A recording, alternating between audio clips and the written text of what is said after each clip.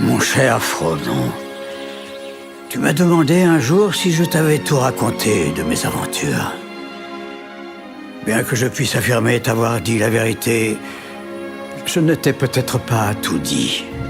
Bilbon Sake, je cherche quelqu'un pour prendre part à une aventure.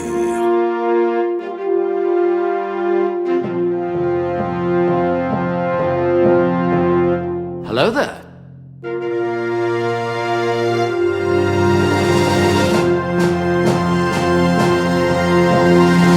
You take the red pill. Nom de Zeus! Wingardium Leviosa.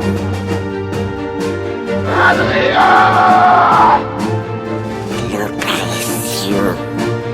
Get away from her, you bitch! What? Too close?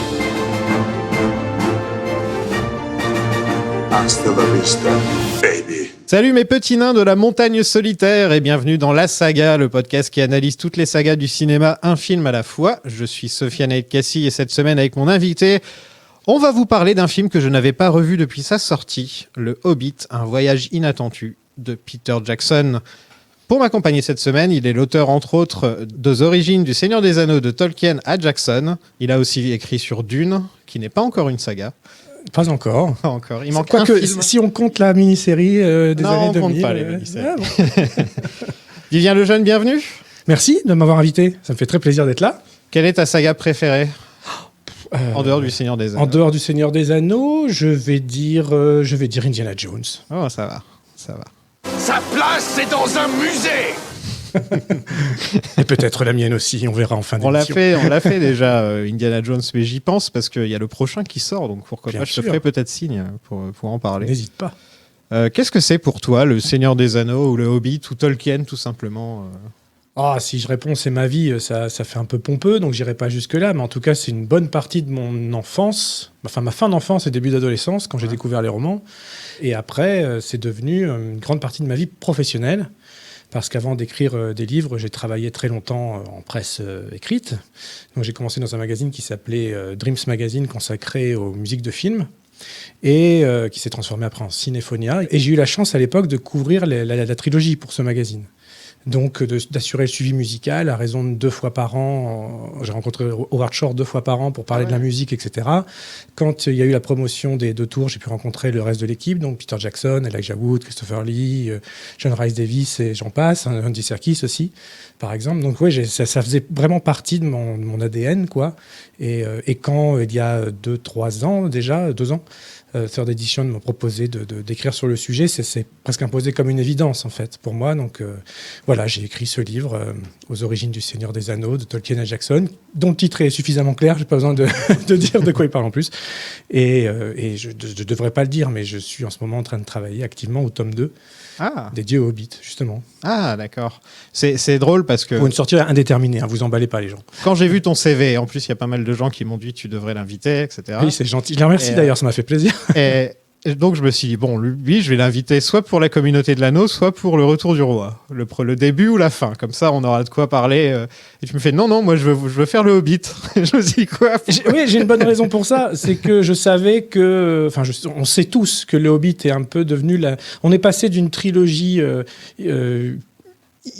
complètement adulée ouais. à une trilogie mal aimée. Et en fait, ça m'intéressait de débattre autour de cette notion-là, d'essayer de comprendre en quoi elle était à ce point mauvaise par rapport à la première, dans ce qu'en pense la grande majorité, enfin la grande majorité des gens, pas tant que ça, je veux dire, le grand public, lui, il fait pas forcément cette distinction. Les cinéphiles, etc. On va dire chez les cinéphiles, les critiques aussi, beaucoup. Voilà, donc... Chez moi. Voilà, par exemple.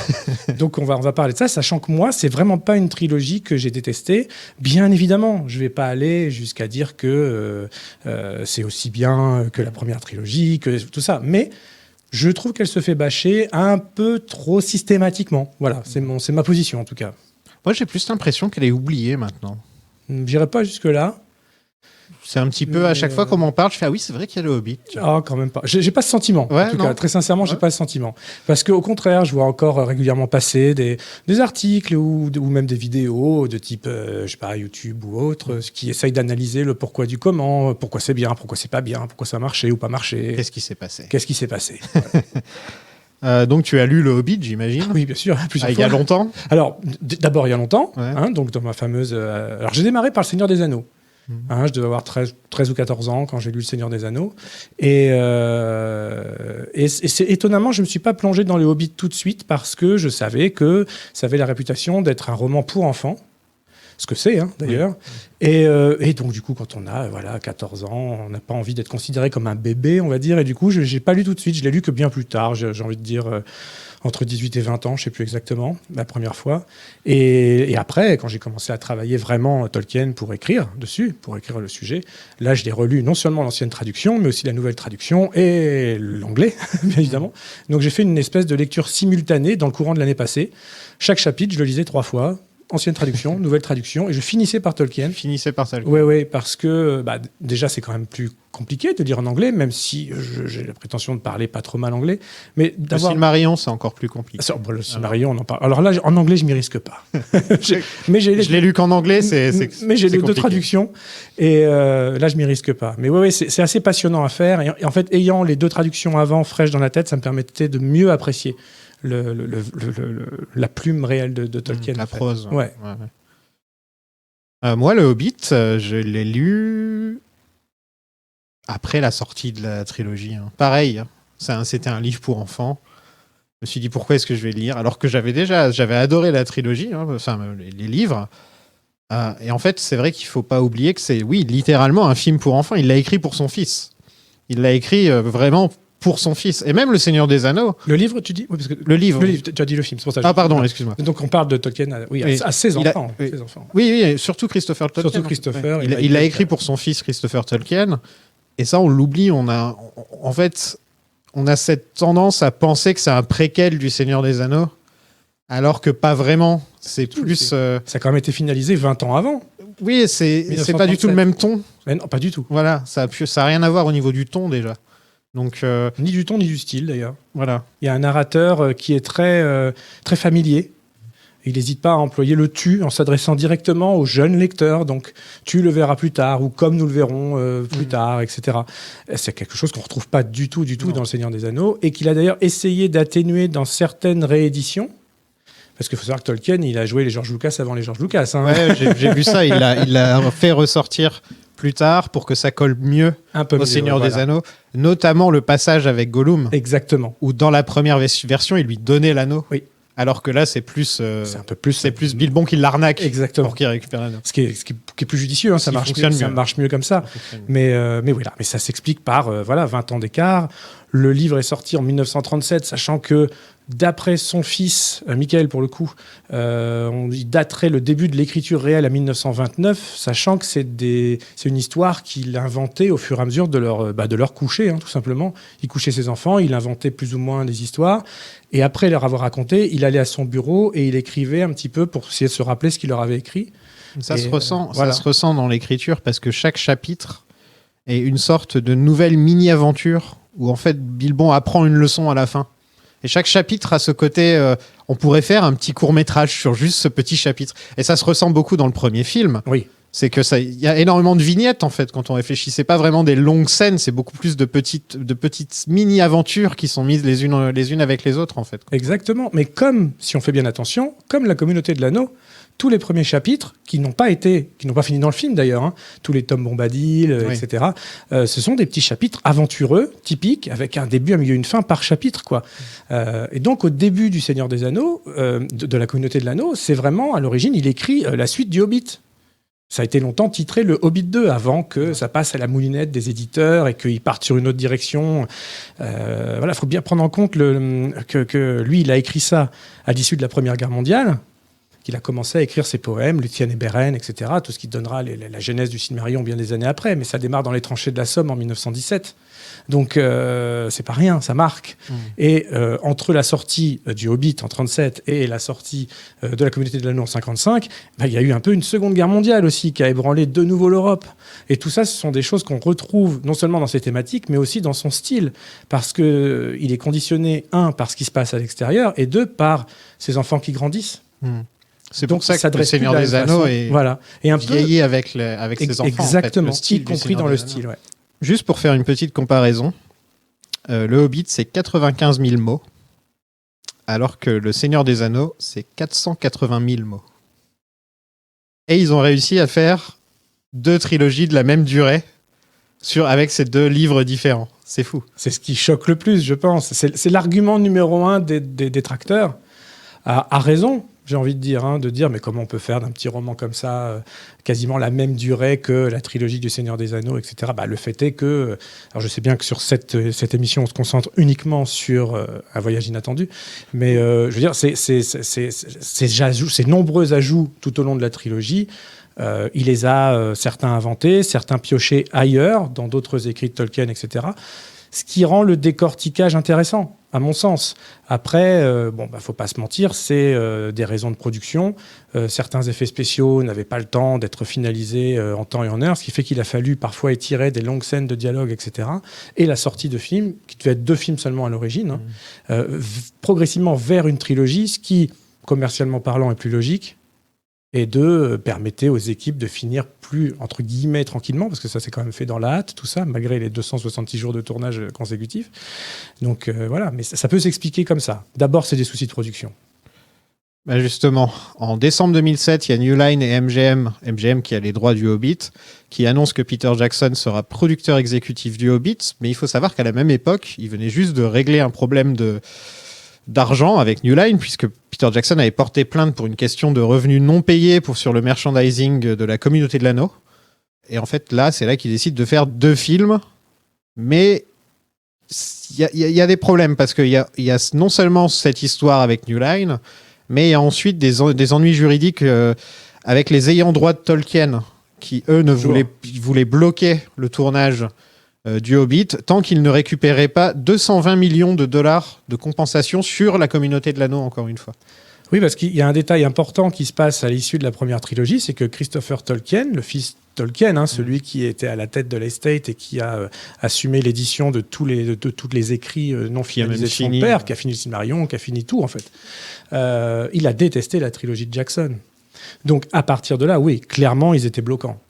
Ils n'allaient pas aider Peter Jackson à poursuivre dans le même, j'allais dire le même délire, non, c'est pas ça, mais dans la continuité de ce qu'il avait déjà proposé. Alors que pourtant, en toute objectivité, je sais que c'est difficile de se détacher de sa propre œuvre, peut-être encore plus difficile de se détacher de l'héritage de son père, mais quand même, la trilogie de Jackson, elle n'est pas aimée pour rien, quoi. Je veux dire, c'est quand même un monument, à mon sens, qu'il a réussi à faire en termes d'adaptation, malgré les quelques prises de liberté qui, au moment de la première trilogie, n'étaient pas si décalées que ça. Ça l'est devenu beaucoup plus avec le Hobbit, effectivement. Mais... Est-ce qu'on est vraiment sûr qu'il a vu les films ? Parce que moi, j'ai toujours cette image, cette idée, à chaque fois que j'ai fait des recherches, c'est qu'ils détestent en fait ce qu'ils ont fait au niveau merchandising, justement. Le fait que maintenant, on puisse acheter des Hobbits en jouets, on peut les voir, on peut jouer aux jeux vidéo Hobbit. Tout ça, apparemment, ça a complètement... bloquer Christopher Tolkien vis-à-vis de l'envie de regarder ses films un jour, en fait. Donc on n'a même pas la confirmation vraiment qu'il a vu les films. On n'a pas la confirmation. Moi, j'arrive pas à croire qu'il l'ait pas vu au moins le premier. Trompe, hein. J'arrive pas à croire. Oui, ce serait bizarre. Ce serait trop étrange. Mais c'est pas impossible. Et le premier des 3, en plus, c'est le plus fidèle. Bien sûr. C'est le plus fidèle. Oui. Ouais. Ah oui, et au même moment, la MGM, donc, qui possède les droits du Hobbit, se retrouve avec une dette de plus de 3 milliards de dollars. Et donc, ils sont obligés de faire un film, sauf qu'ils ne peuvent pas le financer. Donc, ils sont bloqués encore une fois. Et c'est avec New Line, ils doivent trouver un deal avec New Line, qu'en gros, ils mettent tout sur le Hobbit, sinon la MGM sombre définitivement. Enfin, la MGM rebondit tout le temps, c'est un peu ça son truc. C'est ça. C'est un peu ça spécifique. On ne peut pas la tuer, la MGM. Et donc, Guillermo Ils ont del tous Toro... peur du lion. Guillermo del Toro est engagé pour réaliser les 2 films Le Hobbit. Tu aimes bien Guillermo del Toro ? Oui, pas tout le temps. Pas tout le temps. Pas tout le temps, mais globalement, oui, bien sûr. Oui. On sent que c'est un mec qui a une vision. Exactement. Voilà. Mais c'est rare de nos jours. Ah oui. Donc, Là, dernièrement, j'ai adoré son Pinocchio, par exemple. je l'ai pas vu. Il paraît il, qu'il est, est il est extraordinaire. Il est extraordinaire. Surtout si peu de temps après celui de Zemeckis, qui est une qui était catastrophe. horrible. Donc, voilà. C'est drôle parce que Del Toro, en 2006, avait dit qu'il détestait les dragons, les hobbits et les pieds poilus.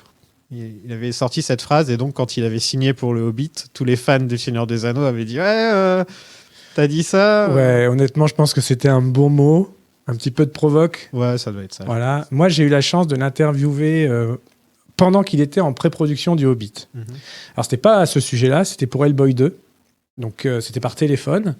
Et donc, il était en pleine... Je savais qu'il était sur place en train de travailler sur le Hobbit, quoi. Donc, j'ai essayé d'en parler avec lui à ce moment-là.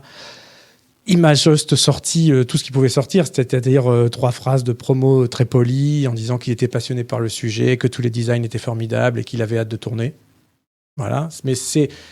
Et je cite pas ça pour rien, c'est juste que c'est à peu près tout ce qui reste de cette époque Del Toro, quoi. À part On n'a jamais quelques- trop vu de... on a les designs n'ont jamais vraiment été divulgués. Il y a des bribes de scénarios qui sont sortis, mais combinés au scénario de Jackson, de Fran Walsh, etc.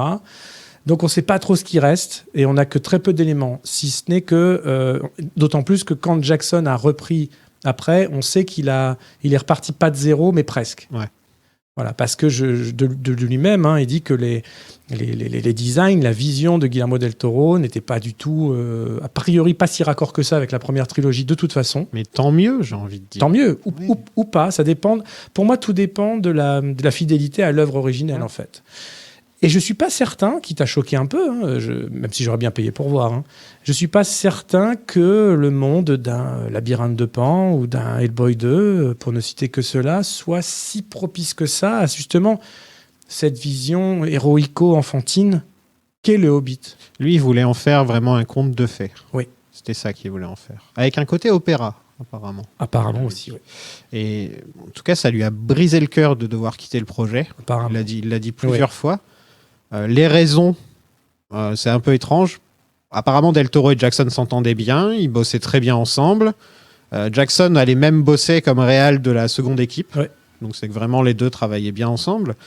Del Toro adorait l'amour des maquettes de Peter Jackson, mais il voulait qu'il y ait des animatroniques. Ce qui n'est pas une mauvaise idée. Ah, pas du tout. Quand on Au réfléchit. contraire. Au contraire, c'est un truc qui peut-être manquait à la trilogie originale du Seigneur des Anneaux, c'est qu'il n'y a pas d'animatronique. Il y a des combinaisons d'animatronico-numériques. Les Ents, un petit peu, Les je Ents, trouve. voilà. Ouais, Les c'est Ents peut-être étaient, ce voilà. qui me vient à l'esprit. Silverbarb Ouais. était un doux mélange de marionnettes, d'animatronics et de numérique. Mais c'est vrai que c'est un peu ils s'étaient beaucoup plus concentrés sur les CGI, vu que c'était la nouvelle Ah, c'était- technologie. Voilà. Les orques auraient eu un nouveau look. Il a rencontré John Ho et Alan Lee pour le design des Ah, films. il travaillait avec lui directement. Ouais. Ouais, ouais. Il voulait que les animaux parlent. Pour que ça ne choque pas quand le dragon parle. En fait, quand Smaug parle, c'est normal, puisque tous les animaux dans le film ont parlé. Bah, ça, par exemple, moi, c'est un truc qui m'aurait pas forcément embarqué. C'est spécial. Bah, alors, que Radagast puisse parler directement avec les animaux et qu'à la limite, il y a un petit subterfuge, genre il parle, mais il n'y a que lui qui les comprend, ça, pourquoi pas. En même temps, il n'y a pas foultitude d'animaux. Radagast n'a rien à faire dans ce film, déjà. Faut le dire. Faut le dire. Bon. Mais donc, pour revenir sur ce que tu disais, la raison officielle, en tout cas, encore une fois, on n'était pas physiquement présent dans les coulisses, mais sachant que Warner, pendant tout ce temps-là, était déjà dans les starting blocks et alignait le pognon, même s'il n'y avait pas de contrat signé, en fait. Donc, Del Toro, il était payé. Toute l'équipe était payée pendant très longtemps. Donc, c'est pour ça qu'il y a eu cette longue période de pré-production, 1 an et demi à peu près, je crois que ça a duré, sans qu'il se passe rien. Et au bout d'un moment, la raison officielle, c'est que, au bout d'un énième report de production, Del Toro a dit je peux pas, j'arrête, faut que je me consacre à d'autres sujets. Ça devenait une chimère, en fait, dans sa tête. Et maintenant, il y a la théorie du complot autour de tout ça. Ouais. Qu'en fait, c'est Peter Jackson Ça, j'y crois pas non plus. qui a Que fait... ce soit que les studios Parce que- s'en mêlent, je veux bien, mais Peter Jackson lui-même, je pense pas. Parce que quand on y réfléchit, une fois que Del Toro est parti et que Peter Jackson a été annoncé, c'est allé comme sur des roulettes au niveau au niveau... Il n'y a plus de report, en fait. Ils se sont tenus aux dates, même si c'était très difficile de le faire. Je pense que c'est ce que le studio attendait. En tout cas, les distributeurs. C'est pour ça qu'ils voulaient Peter Jackson. Voilà, je pense qu'ils voulaient Peter Jackson. Et pour sans lui, il n'y pouvoir, avait pas la Nouvelle-Zélande. Sans Ouais. lui, il n'y avait pas Weta. En fait, si on enlève Peter Jackson, tu dois refaire un film complètement à zéro. En fait. Exactement. Et ça n'aurait pas été ce que la Warner espérait, c'est-à-dire une vraie préquelle au Seigneur des Anneaux, un truc qu'on est sûr de cartonner parce que familier, avec en plus les nouvelles technologies type 3D, HFR et tout ce qu'on veut. Faudra qu'on en parle. Comme argument marketing et mercantile. Ouais. Chaque saison, apparemment, il y aurait eu plusieurs saisons dans les films, et chaque saison aurait eu une sorte de code couleur avec un style différent. Ça, je me dis, à la Del Toro, ça aurait pu rendre bien, je pense. Très, très bien. Dans le monde de la Terre du Très, Milieu, très de la bien. Nouvelle-Zélande, voir des saisons différentes, etc. Ah, ça aurait été super. Ça aurait été... Mais je suis sûr que graphiquement, tous les adultes que nous sommes auraient certainement suradoré sa vision, sa proposition. Les gros amateurs de Tolkien, sûrement moins, parce qu'ils s'en seraient très certains. Ce serait très approprié, je pense, et du coup, ça aurait donné quelque chose de différent, comme on le disait au début. Mais Jackson a réussi à bien se réapproprier. Il se l'est réapproprié, le Seigneur des Anneaux, mais il s'est servi des codes qu'il avait lui-même installés 10 ans avant. Donc, disons que je pense qu'au niveau du grand public, et encore une fois, je dis grand public, c'est pas un gros mot, hein, c'est sans malice, hein, c'est les gens quoi, qui vont voir les films, hein, c'est pas du Les tout- péons. les gueux, non, c'est pas ça du tout. Mais c'est vraiment ça, c'est que il fallait que ce soit un succès et donc que les films soient vraiment, vraiment reliés les uns avec les autres. Et je pense que ça a arrangé tout le monde que Jackson revienne à la barre, ce qui, d'après lui, de ce qu'il dit d'ailleurs dans les bonus hein, qui sont présents dans les Blu-ray, que ça ne s'est pas fait si automatiquement que ça, le passage de Del Toro à lui. Même après ça, lui, il tenait à chercher encore un nouveau réalisateur. Mais face à ce que ça impliquait, ça voulait dire repartir dans une phase énorme de pré-production, parce qu'ils n'auraient pas juste pris un yes man. Ça, c'était hors de question. Ils voulaient quelqu'un à la Del Toro qui ait aussi une vision. Donc, le design aurait dû être complètement refait, tout aurait dû... Alors que lui, connaissant bien l'univers et ayant travaillé directement avec Del Toro, pouvait assurer ce mix entre les deux. C'est-à-dire réutiliser comme il pouvait ce qui avait déjà été entrepris pendant plus d'1 an, et tout en embarquant sa nouvelle trilogie, qui à l'époque n'était pas censée l'être, vers une vraie continuité graphique et narrative de ce qu'il avait fait. D'où la présence d'Elijah Wood, de Ian Holm dans le prologue du film. Oui, il essaie de tout faire pour que ça colle parfaitement, que ce soit un vrai préquel en fait. Que ce soit une vraie saga de la Terre du Milieu. Un dernier petit fun fact sur le Hobbit de Del Toro. Beorn aurait été incarné par Ron Perlman. Voilà.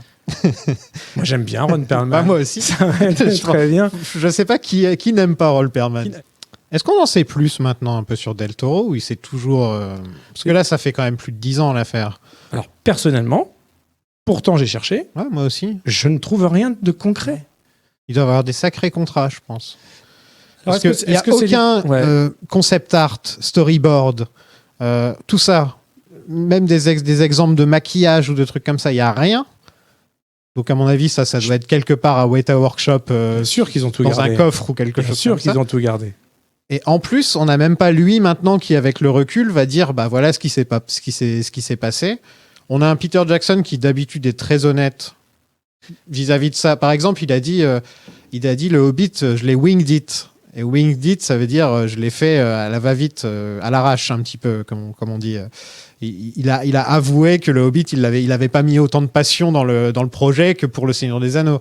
Et c'est un truc qui est pas forcément facile à avouer. Et il a dit aussi qu'il s'était laissé gagner quand même au fil du tournage, il a relativisé ces paroles-là. Mais en revanche, et je pense que c'est un bon exemple, c'est que Jackson reste, alors je pense que tu as raison, hein, il y a des questions de droit, de sous, etc. Mais il reste aussi très discret sur ce qui ne s'est pas fait. Par exemple, donc on sait tous que Stewart Tunston devait jouer Aragorn avant Viggo Mortensen, qu'il a été renvoyé parce que ça s'est mal passé. Et il a la décence de ne jamais avoir dévoilé les rushs tournés avec cet acteur, par exemple.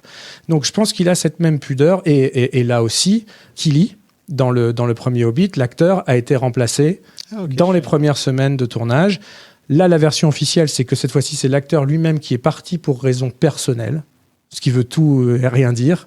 Et donc là, pareil. Et donc c'est pareil. Il y a beau avoir des dizaines d'heures de bonus dans les coffrets, pas une image alors si on l'aperçoit du coup, l'ancien acteur juste dans la partie making of, mais il n'y a aucune scène coupée avec lui, aucun rush de dévoilé, etc. C'est pas du tout... Après, il devrait lui donner de l'argent, en fait, non? Il y a ça. Alors, du coup, Je pense que voilà, ça joue. Hein. ça doit Non, jouer, ouais, ce que je disais. Tu vois, tu as les deux... À mon avis, il doit y les deux avoir aspects aussi un peu doivent de jouer. ça. Quoi. Ils doivent lui donner de l'argent. C'est à partir du moment où il Certainement, apparaît. les droits à l'image, hein, les fameux c'est droits à comme l'image. Pete Best et les Beatles, le Exactement. batteur des Beatles. Ouais, S'il bien sûr. apparaît dans une ou deux chansons, maintenant il est foutu. millionnaire. Quoi. Exactement. Ouais, c'est ça. Donc, on a un Peter Jackson qui se retrouve forcé à reprendre le flambeau. Dernière minute. Mais le projet est enfin lancé.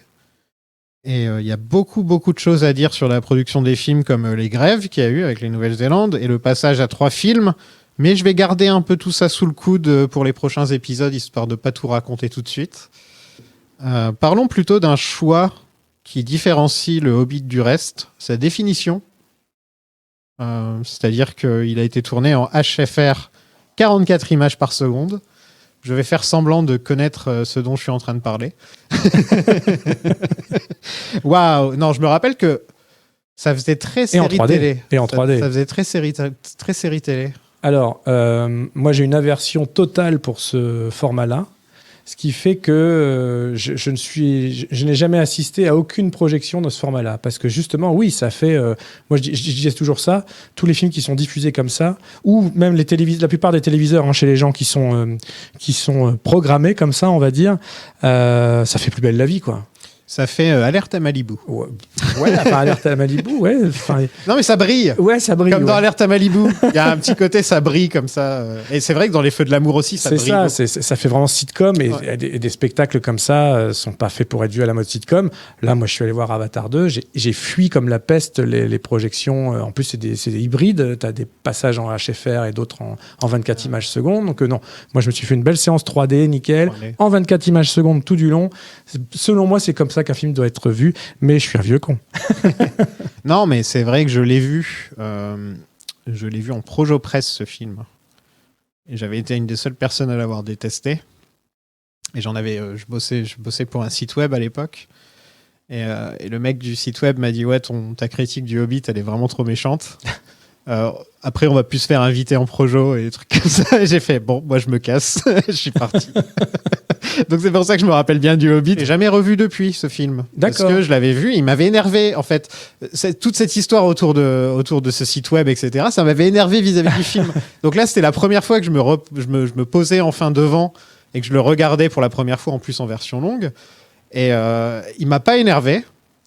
Mais par contre, je l'ai pas aimé. Quoi. Ok. Enfin, j'ai pas eu un moment où je me suis dit « Ah, en fait, j'ai été dur avec ce film » ou quoi que ce soit. Mais il m'a pas énervé comme la première fois que je l'ai vu, où là c'était un peu plus. Parce que justement, j'allais te demander si ce côté HFR, qui à mon sens peut carrément gâcher la projection et la perception du film. En fait, dès la première scène où il y a Frodon et Bilbon qui apparaissent, j'avais l'impression que leurs pieds étaient faux. En fait, leurs pieds et leurs oreilles, il y avait un truc qui allait pas. Après, j'ai vu qu'en fait, ils ont fait un nouveau système pour les pieds de Hobbit c'est des chaussettes maintenant. Qui vont jusqu'au genou. Et en fait, je voyais que ça. Alors que jamais en regardant Le Seigneur des Anneaux, je me suis dit une seule fois, je vais regarder les pieds de Hobbit. Et là, en fait, j'ai vu Frodon qui sort pour aller récupérer le courrier. Il y a la petite scène avec Frodon. Et je bloquais sur ses pieds, je fais c'est moche, c'est très très moche, et en fait je pense que c'est à cause de la... Parce que là j'ai pas eu le problème. Pas que HFR, quand je l'ai vu sur la télé, HFR ça joue, hein, c'est sûr. Là effectivement je trouve que ça passe mieux en Blu-ray classique. Ouais, j'ai pas eu le problème. Voilà, parce qu'il y a dans le défilement 24 images secondes, on retrouve un petit peu de ce à quoi l'œil est habitué en fait. Alors on retrouve pas le grain. La grande différence entre la première trilogie et la seconde, c'est que la première est tournée en péloche. Ouais. Et que, à mon sens, il n'y a rien de mieux que ça. Mais encore une fois, vieux con. Et ça se voit au niveau de l'éclairage, par exemple. C'est plus terreux. C'est plus terreux. C'est quand Aragorn, il fouille des indices dans la boue, il fouille des indices dans la boue, quoi. Et même si c'est tourné dans un décor dans les studios de Wellington. Tout est palpable. Exactement. Là où je pourrais pas sauver le film, j'ai envie de dire, c'est sur cet aspect-là, justement. Effectivement, il est clinquant. Et certains décors font très faux et certains éléments de maquillage, comme les pieds et les oreilles, font très faux parfois. Que je me focalise là-dessus à ce point, sûr. c'est que ça n'allait pas. Ça, là-dessus, je suis d'accord. Après, ça se rapproche plus d'une imagerie enfantine. Voilà. Donc moi je le sauve avec Il y a des des gros couleurs. guillemets On peut pas dire pour qu'il y a ça. pas de couleurs. Il y a des belles couleurs, il y a des très beaux éclairages, on retrouve pas certainement ce que Guillermo del Toro aurait fait avec les fameuses saisons dont tu parlais, mais en fonction de chaque étape, alors c'est pas des saisons, c'est des étapes, des environnements, etc. Il y a malgré tout des changements de ton, des changements d'éclairage. Voilà, et je trouve pas que ce soit déshonorant, mais encore une fois, il faut éviter le HFR à tout prix, quoi. Et régler vos télés autre chose que sur les hertz à fond, parce que là, c'est pas motion possible. smoothing, Il faut regarder ça en mode cinéma, qui rajoute un petit peu de grain, et c'est ce qu'il faut. Selon moi, c'est ce qu'il faut. Un budget entre 200 et 315 millions de dollars. Donc je dirais que c'est pour la trilogie en entier. Hein. On est d'accord, ça va pas Oui, être oui, plus oui, sur oui. celui-là, parce que Non, non, 315 millions de dollars sur un seul film.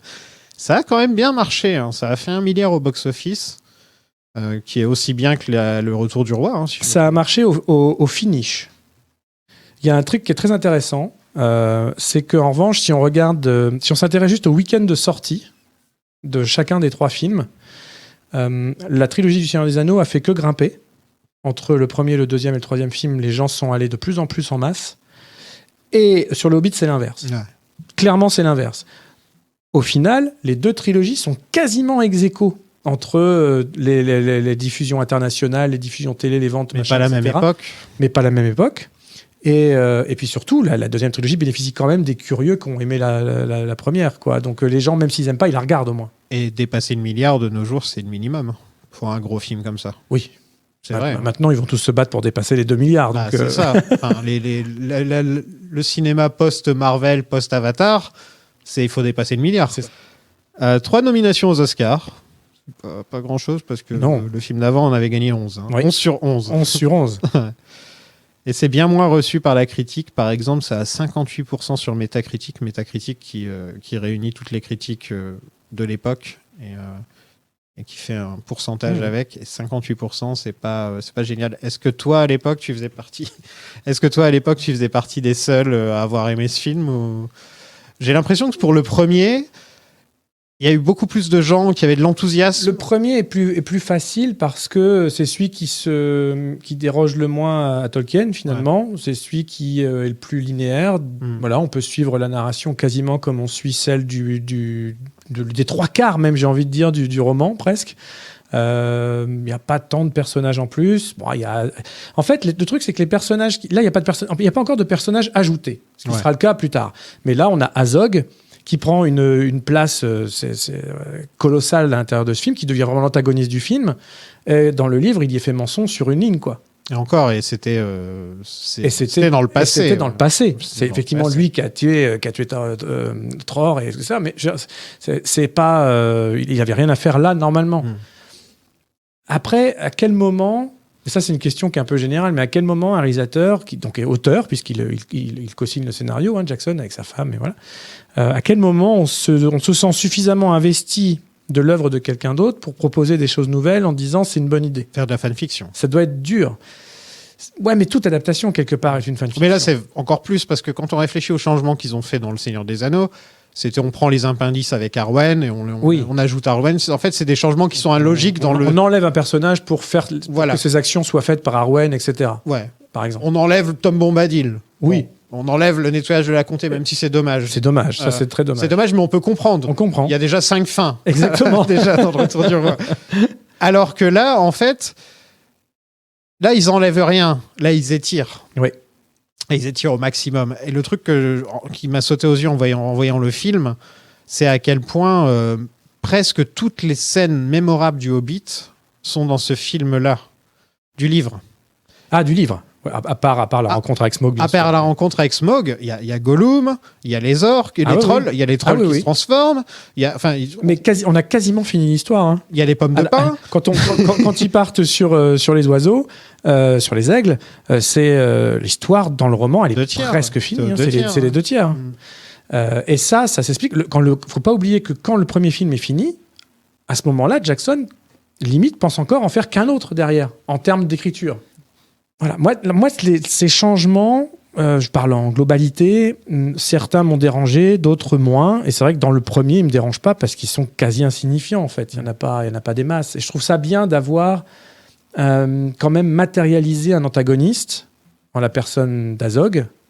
Il est moche. Il est moche, mais oui, il est moche. J'aime pas la texture de la peau, par exemple. J'aime pas ses cicatrices. J'aime pas tout ça. Je trouve que ses sbires sont bien mieux réalisés que lui, par exemple. Je trouve que c'est le côté albinos qui marche pas. Donc ouais, oui, puis la main, le crochet, le à la crochet, place tout de ça. la main et tout. je suis d'accord. C'est pas voilà, Je visuellement, dirais c'est qu'on pas a envie de lui c'est dire choisis un design, mec. Parce que là, t'es albinos, t'as des cicatrices partout, t'as une main crochet. On dirait qu'il a pris. Il fait sa soirée Halloween, en fait, quoi. J'irai peut-être pas jusque-là, mais voilà, je peux que plus soyer le côté un peu too much du personnage. Et puis, bon, voilà, après, on est très dans le côté manichéen. Encore une fois, d'un conte pour enfants où le monstre doit être monstrueux et le héros, et ça, on va en parler, c'est important, et le héros doit être plus attirant, attrayant, quoi. Brave. Et même physiquement. Même physiquement, d'avoir un côté, on a envie de s'identifier. Parce que les nains, alors sur les 13, il le fait pas sur les 13, mais par exemple, le fait que Thorin soit plus jeune que dans le roman, qu'il ait un physique plus avantageux que dans le roman, qu'il est fait de Killy ou de Philly, je sais plus, c'est Killy, Je crois que c'est Aidan Turner qui joue Killy, un pur beau gosse en fait. le seul qui a sa vraie barbe. Tous les autres ont des tout à fausses fait. barbes. Mais il a quasiment son vrai visage, hein, Oui. on reconnaît très très bien, voilà, et d'où l'idylle qu'il y aura dans Quand dans- tu dans penses les à suites, un mais nain, tu penses pas forcément tu à penses ce pas mec. à ça. Mais il s'est dit que ça l'amusait de mettre, voilà, qu'il y a un nain beau, clairement, hein, c'est les mots de Jackson, c'est il voulait un nain beau dans la. Moi j'aime bien. Pourquoi pas parce un que- elfe moche? Pourquoi pas un elfe moche? Bah, Il y a Elrond. Moi, tu sais que moi, j'allais dire Hugo Weaving, il est très charismatique, mais c'est pas voilà, il est très très charismatique, mais c'est pas forcément Non, c'est pas un beau canon gosse, de c'est pas un beau beauté, gosse. voilà. Mais il dégage tellement de C'est magnétisme, la voix. la voix Les est sourcils. extraordinaire, etc. Mais voilà, donc.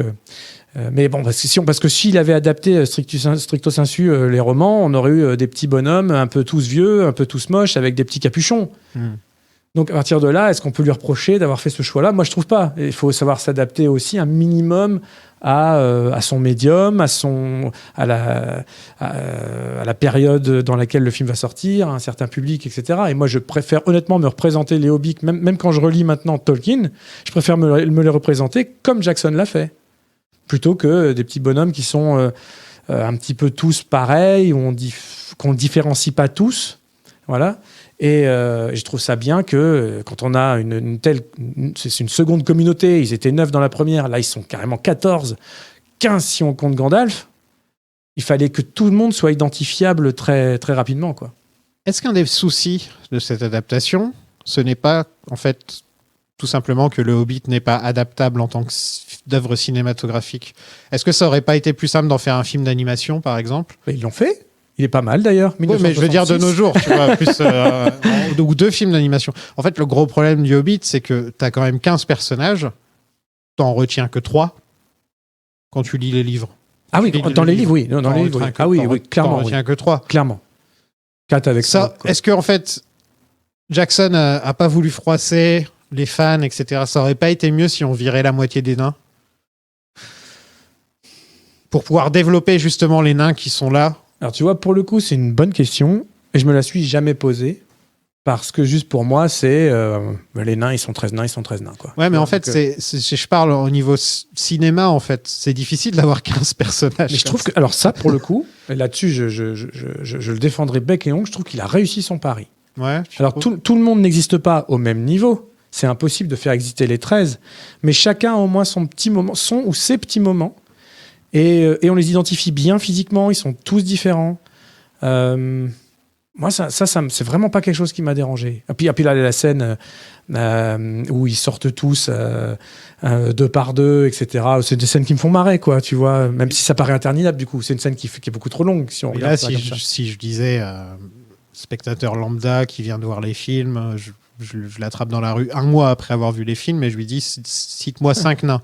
Ah, 5, ça y est. Ah, je sais pas si... Moi, 5 sur 13 déjà, quand même. citer les 13, c'est dur. Hein, mais, 5 sur 13, tu vois. Mais 5, ouais, bah non, je pense pas. T'as Tu raison. vois, c'est vrai. Non, il n'y arriverait pas. Donc, Non, mais c'est pas est-ce que parce tu peux pas en virer 5? Après, est-ce que parce qu'ils peuvent pas citer les noms, ça veut dire qu'ils ont pas retenu au moins les physiques et certaines actions, tu vois? Oui, ils vont te dire il y a le gros. Oui, Voilà. bah, c'est ça. Il y a le gros qui mange, qui attrape des œufs. Il y a... Ce personnage, Bonfur ou un truc comme ça. Beaufur, oui. Beaufur, il ne dit pas un seul mot des 3 films. Il est juste là pour être gros. Ils parlent tous. Il est juste là pour être gros. Ils parlent tous. Quand ils se réveillent, ils parlent. Avant de s'endormir, ils parlent. Si, ils parlent. Lui, il parle. Ils parlent tous. Alors des fois, c'est pas lui, je grand-chose. l'entends jamais parler. À chaque fois, je le vois aussi. juste en train de Et manger. il chante aussi. Je le vois juste en train de manger à chaque fois. Non, mais ils sont pas du tout effectivement traités à égalité, mais ça, c'est impossible. Là, les films sont déjà longs comme ça, donc. C'est pour ça que je dis, il aurait fallu en virer la moitié. Quoi. Bah, je sais pas si ça se fait. À ce moment-là, t'aurais. Moi, je suis de l'avis que Galadriel, Saruman, Legolas, bien sûr, ça va sans dire. Tous ces personnages liés au Seigneur des Anneaux n'ont rien à faire dans ces films, C'est clair. en fait. C'est clair. C'est juste, on étire le truc Oui. un maximum grâce à ces personnages-là. Moi, je peux te dire, le bouquin, le Hobbit, 2 films, c'est très bien. Je pense, on est tous d'accord pour dire que 2 films, ce serait très bien. Mais en plus, si tu arrives à plus te concentrer un petit peu, à mieux gérer tes nains, parce que c'est ça le problème. On connaît tous les 7 nains, mais c'est normal, ils ont tous un prénom qui ressemble à ce qu'ils font. Ça, c'est un sujet sensible pour Tolkien, les 7 nains. Ah ouais? Ah oui, vraiment, parce que Blanche-Neige sort en 1937, la même année que le roman. Ah ouais? Et donc, du coup, il est vraiment rentré en compétition acharnée avec Disney.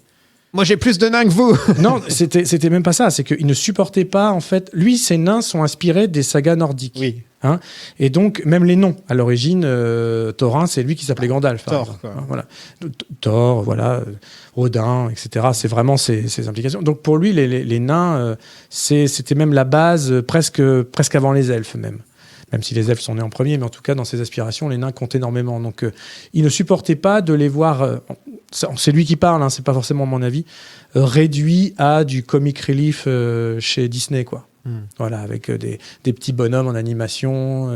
C'est ce que Peter comme Jackson Simplet, fait. Hein. etc. Et il le fait un peu. Peter Jackson, t'as mais si vraiment tu- cette impression mais qu'ils si tu ont un peux- peu les. Il y a le grognon, il y a le, si il y a tu, le gros. si tu il y a poses la le- question de savoir si Tolkien aurait aimé l'adaptation, bien sûr que non, mais il aimait rien de toute façon. il aurait pas aimé la première, il a rien aimé du tout. Il aurait rien aimé du tout, et ça peut se comprendre. Moi, je trouve que dans le cadre, voilà, si on rappelle que c'est un roman pour enfants, Le Hobbit, en tout cas, au moins le premier film, c'est un film pour enfants. J'ai pas l'impression, là, en voyant la version de Jackson, que c'est un film pour enfants. J'ai l'impression que c'est un film Seigneur des Anneaux 2.0. Non, regarde la séquence du Roi des Gobelins, par exemple, c'est clairement une séquence pour enfants, avec la chanson, qui est dans le livre. Hein. C'est pas que dans la version longue, ça?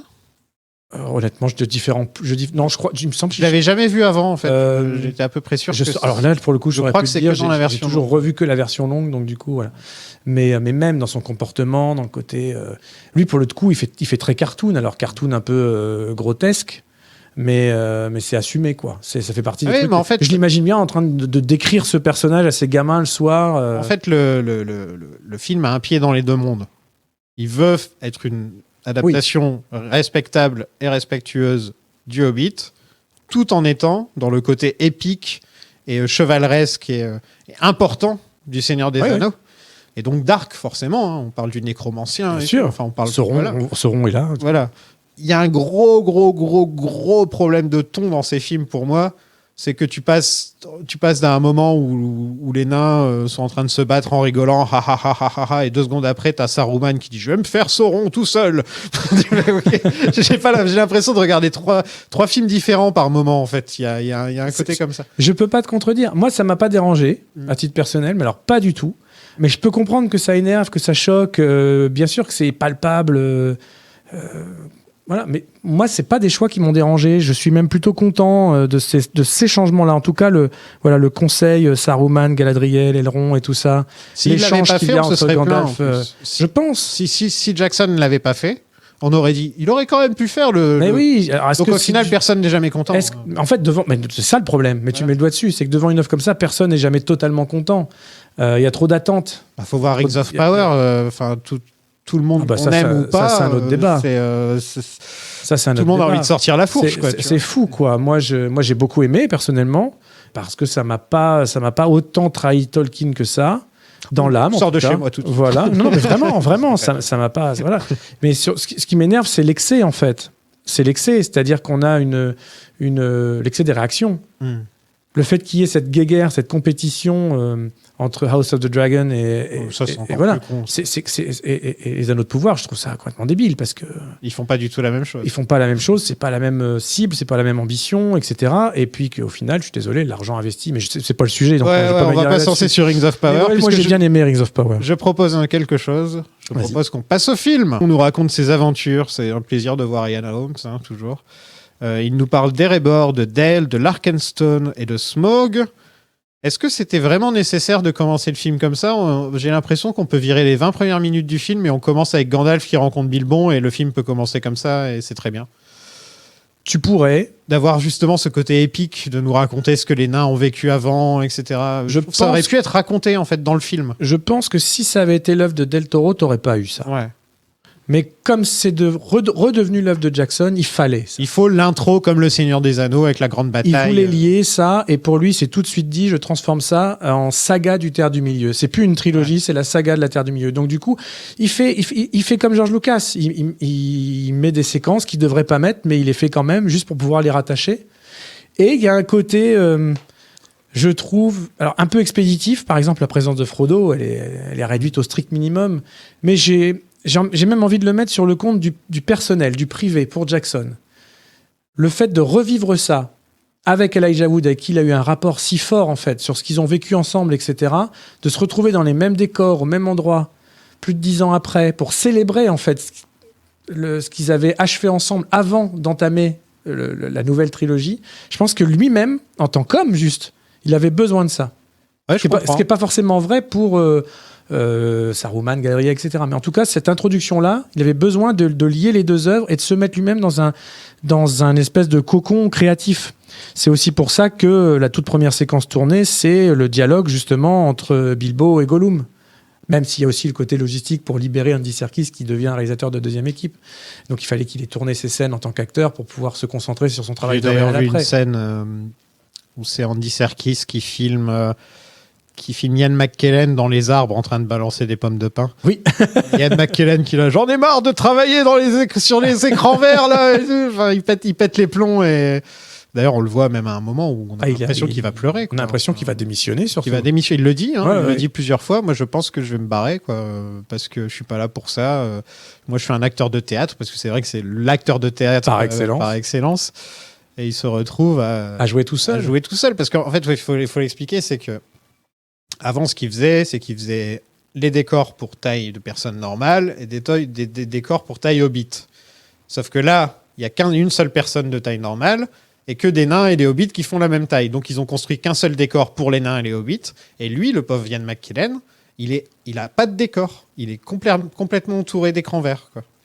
Ce qui est horrible pour lui, mais génial en tant qu'innovation technologique. Parce que le fait de pouvoir avoir une interaction immédiate avec des personnages qui sont pas au même endroit. Avant, c'était pas possible. Par exemple, quasiment la plupart dans la première trilogie, les scènes avec Gollum, donc Andy Serkis, ils tournaient tous les trois, par exemple Frodo, Sam et Gollum, pour avoir des repères visuels. Mais après, ils étaient obligés de retourner la scène sans Andy Serkis, où Elijah Wood et Sean Astin devaient faire semblant de le voir, etc. Ils devaient reproduire la scène pour que l'incrustation et l'animation soient faites après. C'est difficile. Là, au moins, tout le monde pouvait jouer entre guillemets ensemble. En tout cas, ils jouaient en même temps. Ian McKellen avait son oreillette où il entendait, il pouvait réagir au dialogue, etc. Il avait des espèces de lampes avec les visages des différents nains qui s'allumaient en fonction de qui parlait pour qu'ils puissent regarder au bon endroit, etc. Ça devait être tellement déprimant pour lui. Horrible, quoi. Horrible. C'est tombé sur lui, c'est dommage. Mais le rendu est extraordinaire. Le rendu, ça va. Moi, je trouve que les films Hobbit font un peu de cheap sur les bords. Je vois pas l'argent en fait. Quand même. Je vois beaucoup moins l'argent que quand je vois Le Seigneur des Anneaux, quoi. Ben, quand on voit que justement Andy Serkis il pétait une caméra sur deux pour sa seule scène dans la grotte, parce que dès qu'il plongeait, sa caméra faciale en fait qui captait les petits points qu'il a sur le visage, il l'a noyé plein de fois, quoi. Et du coup l'assistante réalisatrice sur cette séquence est allée voir, nos techniques sur cette séquence est allée voir Peter Jackson en disant on a un problème, on en est déjà à trois caméras de pété, etc. Et Jackson il a dit combien vous en reste. Elle a dit il en reste 2, quoi, un truc comme ça. Il fait faut en commander autant qu'il voudra parce que je le freinerai jamais dans son jeu. Par exemple. Donc je pense que le côté visuel, effets spéciaux et rendu est très mésestimé sur les films. Bah, en fait, je trouve que quand tu regardes Le Seigneur des Anneaux, tu oublies qu'il y a des effets spéciaux. Il y en a Alors moins. que ça a vieilli. Il y en a moins. Ça a vieilli, il faut le dire. Oui, il y a certaines choses qui sont limite assez moches. Hein. Je me rappelle par exemple, là en revoyant Le Retour du Roi, ou je sais plus si c'est les 2 tours ou Le Retour du Roi, c'est quand ils ouvrent, on voit les trolls en train d'ouvrir la porte noire. Là. Mais on voit très bien que c'est extrêmement mal Ce qui est fait. marrant, c'est que les incrustations, ça reste parmi les effets qui sont les plus ratés, même encore aujourd'hui. Mais là, le Hobbit, à chaque fois que je le vois, j'ai l'impression qu'il essaie de me rappeler qu'il y a des effets spéciaux. Je pense que c'est, encore une fois, alors personnellement, je me trompe peut-être, hein, mais je mets ça sur la technologie, justement, du tournage vidéo. Où tout est plus clair, où tout est plus... effectivement, c'est plus net. Ouais. C'est plus brillant, c'est plus net, c'est plus visible. On verrait la première trilogie avec cette technologie-là, tu verrais la même chose. Hein. C'est que là, il y a une sorte de brillance partout, tout le temps. Ouais. Mais qu'on retrouve même dans dans quasiment toutes les productions plus modernes. Hein. Chez Marvel & Co, t'en vois plein. Ouais, mais on n'a pas envie de les utiliser comme... moi, j'attends plus d'un Hobbit que d'un Marvel. Bien sûr. Mais je trouve que ça rend mieux chez les Hobbits que dans la plupart des Marvel, personnellement. Mais ils ont inventé, des nouvelles encore une fois, des nouvelles technologies de tournage, des nouveaux logiciels, des tas de nouvelles choses ont été créées pour le Hobbit spécifiquement. Donc on voit Elijah Wood, comme tu me disais. Ouais. Donc tu trouves que c'était nécessaire pour toi? Nécessaire, c'est un bien grand mot. Je trouve ça cool. Voilà, je trouve ça bien qu'il soit là. Tu penses qu'il a été mieux payé pour faire ça que sur le Seigneur des Anneaux en entier? Non, je me demande quand même combien il a demandé. Je pense qu'il n'est pas là pour rien, parce que dans cette industrie, personne n'est jamais là pour rien. On fait revenir en Nouvelle-Zélande pour tourner une scène. Pas que. Alors, il faut savoir que la scène est tournée en moitié en Nouvelle-Zélande et moitié en Angleterre. Parce que Ian Holmes était en Angleterre. Exactement. Il y a la moitié qui est tournée. Toute la partie Ian Holmes est tournée à Pinewood, au studio Pinewood, et les extérieurs, bien sûr, en Nouvelle-Zélande, exactement au même endroit que sur la trilogie. Ian Holmes est mort il n'y a pas très longtemps après. Il n'y a pas très hein. longtemps, ouais. Donc non, encore une fois, c'est pas indispensable, mais je trouve ça fun, je trouve ça bien, et pour quelqu'un qui, comme moi, est très féru justement des making-of et tout, je trouve que quand on finit la vision des making-of de la première trilogie et qu'il y a le tout dernier plan avec Elijah Wood et qui pleure réellement, les 2 hommes se tombent dans les bras, ils ont vraiment lié un truc, quoi. Et je pense sincèrement ce que je dis. Je pense que Jawood, non. Je pense que Jawood, ça lui a juste fait un immense plaisir et un honneur d'être de retour là symboliquement. En fait, voilà, c'est un symbole, sa présence. Et pour Jackson, c'est carrément personnel et un besoin de sa présence, de boucler finalement l'arc précédent pour entamer celui-là. C'est comme la fameuse cérémonie qu'il y a eu avec les locaux avant qu'ils puissent commencer à tourner. C'est quelqu'un qui est très dans l'humain, j'ai l'impression, hein. Peut-être que je me trompe, hein, mais en tout cas, de ce qu'on nous permet de voir, et on en voit beaucoup quand même, des dizaines d'heures de making-of, à peine trié, en fait. On voit tout le tournage, c'est du jamais vu quand même. C'est très très rare, surtout sur un projet qui, entre guillemets, ne s'est pas bien passé. Ben oui. Le seul exemple qui me vient en tête, c'est le making-of de La Menace Fantôme. Ouais, oui. Excuse-moi, j'ai pas le droit de parler de Star Wars. Mais voilà. On n'a pas le droit de parler de Star Wars, mais je tiens quand même à le dire que le making-of de La Menace Fantôme, c'est un désastre, mais la caméra est là, quoi. Il coupe rien. C'est ça. Il te montre vraiment les réactions des gens la première fois qu'ils voient aucune construction. Tout le moment où mais on voit tout. Où ils regardent pour la toute première fois la final cut de La Menace Fantôme, et tu vois le Rick McCallum qui est en train de se décomposer totalement, qui dit qu'est-ce qu'on va faire, comment on va faire, et George Lucas qui dit ouais, j'ai peut-être déconné à un ou 2 endroits là, comme ça. Il y a que le Hobbit et la Menace Fantôme qui me viennent à l'esprit comme ça de films qui n'ont pas marché au niveau créatif. On peut rajouter Twin Peaks saison 3. Où il y a des bonus incroyables. Oui, mais la saison 3 est magistrale. Moi, je trouve. Mais elle n'a pas marché. Ah oui. Elle n'a pas marché. Mais de manière critique, elle a été très très bien reçue. Donc. Oui, puis elle est magistrale. Oui. Toujours pour dire, c'est exactement le même principe de making-of. Il y a un Blu-ray entier où on voit Lynch travailler, parler à ses comédiens, etc., sans filtre. La différence que je note, et qui est pas anodine, entre les gros bonus, les fameuses appendices de la première trilogie et la seconde, c'est que dans les premiers appendices, on parle de Tolkien, on parle beaucoup du travail d'adaptation, on parle de tout ça. Là, il n'y a rien dessus. C'est-à-dire J'étais déçu. il n'y a aucune explication sur les choix, les ajouts, les changements, etc. Ils ont honte, en fait. Et je ne sais pas pourquoi. Et ça, c'est vraiment ce qu'il faut que je creuse dans l'année qui vient.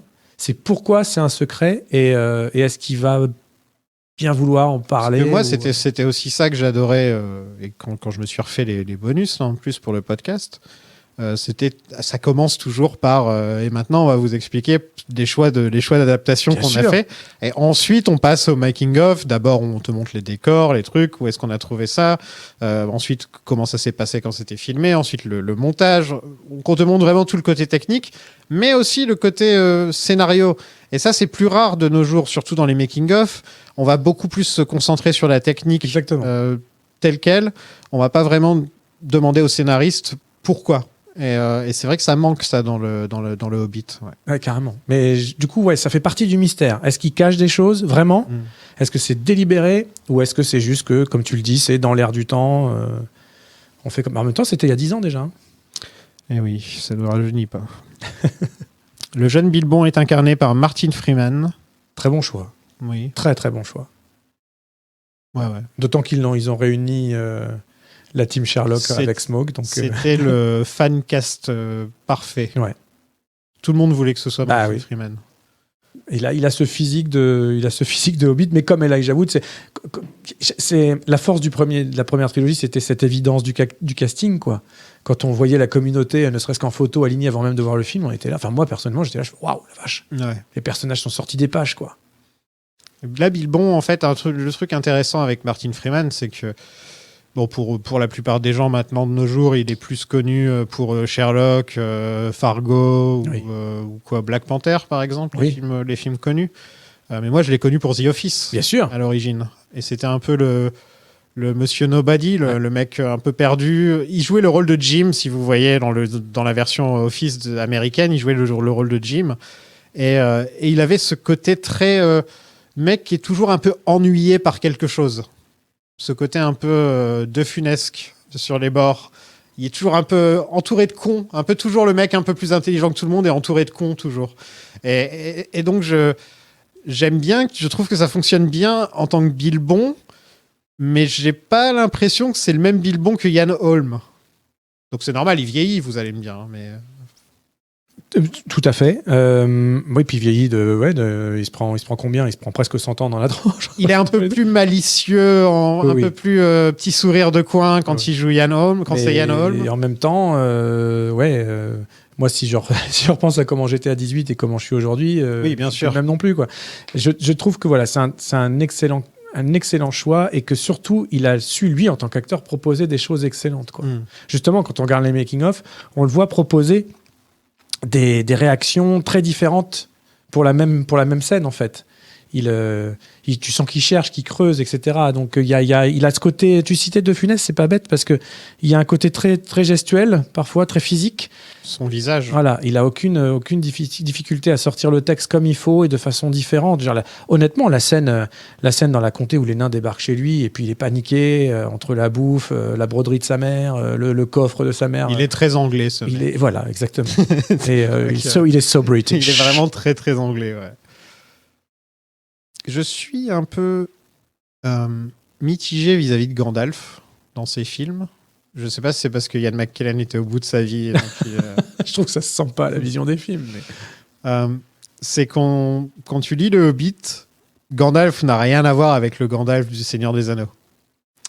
Et là, encore une fois, ils ont un pied dans les deux mondes. C'est-à-dire qu'ils veulent le Gandalf tel qu'on le connaît dans le Seigneur des Anneaux, mais en même temps, le Gandalf qui est capable de dire des phrases comme « Et Gandalf, c'est moi !» C'est ça. et donc, là encore, dans l'adaptation, ils se sont un peu perdus, je trouve, au niveau Gandalf. Oui, mais dans les romans, c'est pareil. Le Gandalf du roman Hobbit n'est pas tout à fait le même non plus, quoi. Il est, comme le ton général est beaucoup plus léger. Il est très différent dans le livre. Ouais. Et oui. Ouais. Donc, alors que là, ils sont un peu perdus entre est-ce qu'on le fait différent tel qu'il est dans le livre, ou est-ce qu'on le fait proche du Seigneur des Anneaux tel qu'il est dans les films ? Il est pris à son propre jeu. Moi, pareil, ça fait partie des choses qui me choquent pas. J'aime bien le fait qu'il est... Quelque part, il est humanisé un peu plus. C'est-à-dire qu'il sourit un peu plus, tout simplement. Il a des instants très graves. C'est pour ça que j'aime la scène avec Galadriel, par exemple. Parce que cet échange mental qu'ils ont là quand ils parlent tous les deux. Ça me Voilà. ça me fait tellement rire parce que c'est jamais dans les livres le fait qu'ils puissent parler dans leurs pensées. C'est jamais dans les livres. Non, mais cette scène n'est pas dans les livres de toute façon. Non, mais c'est pas la question. C'est que déjà dans Le Seigneur des Anneaux, il y avait des scènes où Elrond et Galadriel parlaient à travers. Elle parle à Frodo, elle parle à tout le Ouais, mais monde, on sait, elle parle comme ça, on donc, sait pas comment. pourquoi pas. Il y a des tas de choses qu'on connaît pas chez les elfes, mais. Ça doit être ça. Mais non, moi j'aime bien ce côté. J'aime bien le fait qu'il le rende plus sympathique qu'il ne l'est. Dans les romans, c'est quand même plus un. C'est vraiment un vieux monsieur, quoi. Hein. De toute façon, l'inspiration, c'est Odin. Donc, qui, dans l'ancien temps, se baladait sur Terre déguisé en vieillard pour séduire les femmes humaines. Donc, c'est pas tout à fait Gandalf tel qu'on le connaît, quoi. Mais. Il veut séduire Galadriel. Il est sous le charme. Je sais Dans pas la si je veux trilogie, séduire, mais ouais. Dans la trilogie Il est Hobbit, plus que sous le charme. ils sont partis dans un drôle de délire entre Galadriel et. Ouais, elle fait craquer tout le monde. Oui, je veux c'est bien. ça le truc. c'est la tante May de la Terre du Milieu. Vous avez changé, et pas tout à fait en bien, Bilbon Sacquet. Excusez-moi, je vous connais. Vous connaissez mon nom, mais vous ne vous rappelez pas que c'est le mien. Je m'appelle Gandalf. Et Gandalf, c'est...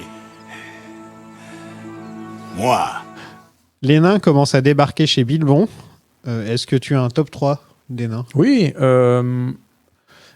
je suis obligé de citer Thorin en premier parce que je trouve qu'il porte très bien à la fois le poids de son héritage et la folie qui le gagne progressivement. Je trouve qu'il le joue très bien, tout simplement. L'acteur est bon. L'acteur est très bon. Je trouve qu'il a, son nom. il a investi son rôle. C'est Richard Armitage. Armitage, ouais. Et je trouve qu'il est investi du rôle. Ça se voit également beaucoup dans les making-of. Il chante très bien aussi, d'ailleurs. C'est lui qui chante vraiment The Misty Mountain, dont le texte est scrupuleusement celui de Tolkien, d'ailleurs.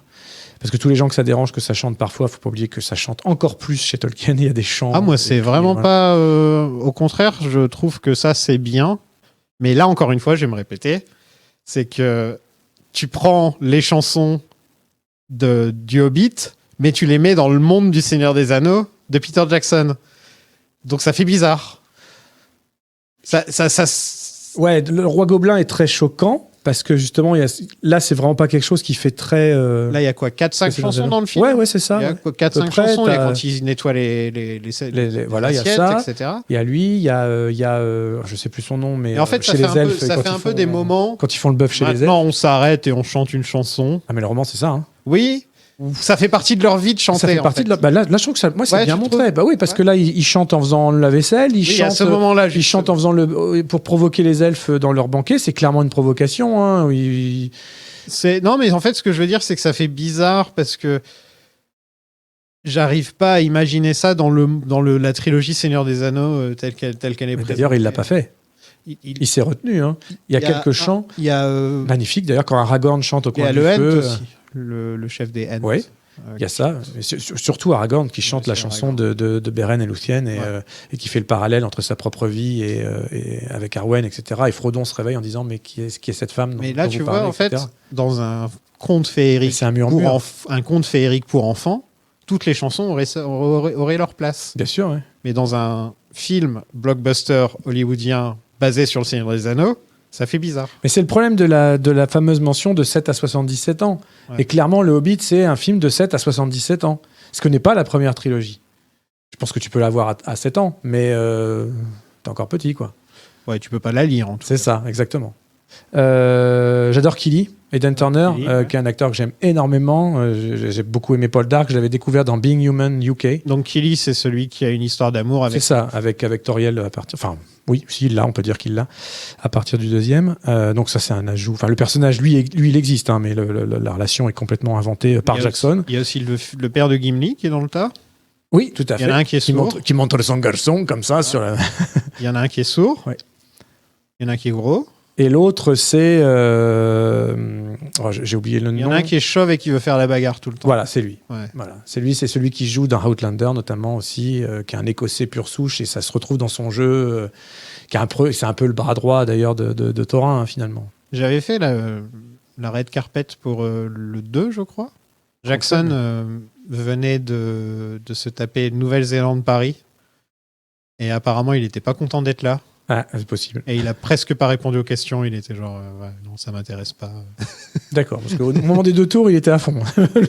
Ah oui, au moment des 2 tours, Au j'imagine. moment des 2 tours, il était à fond. Non, mais ça sentait pas bon, en fait. Quand tu vois Peter Jackson qui a pas le sourire et qui est pas motivé par quelque chose, ça se ressent. Ouais. Parce que tu l'as vu pendant des heures et des heures à regarder le making-of du Seigneur des Anneaux, à le voir être passionné par quelque chose. complètement.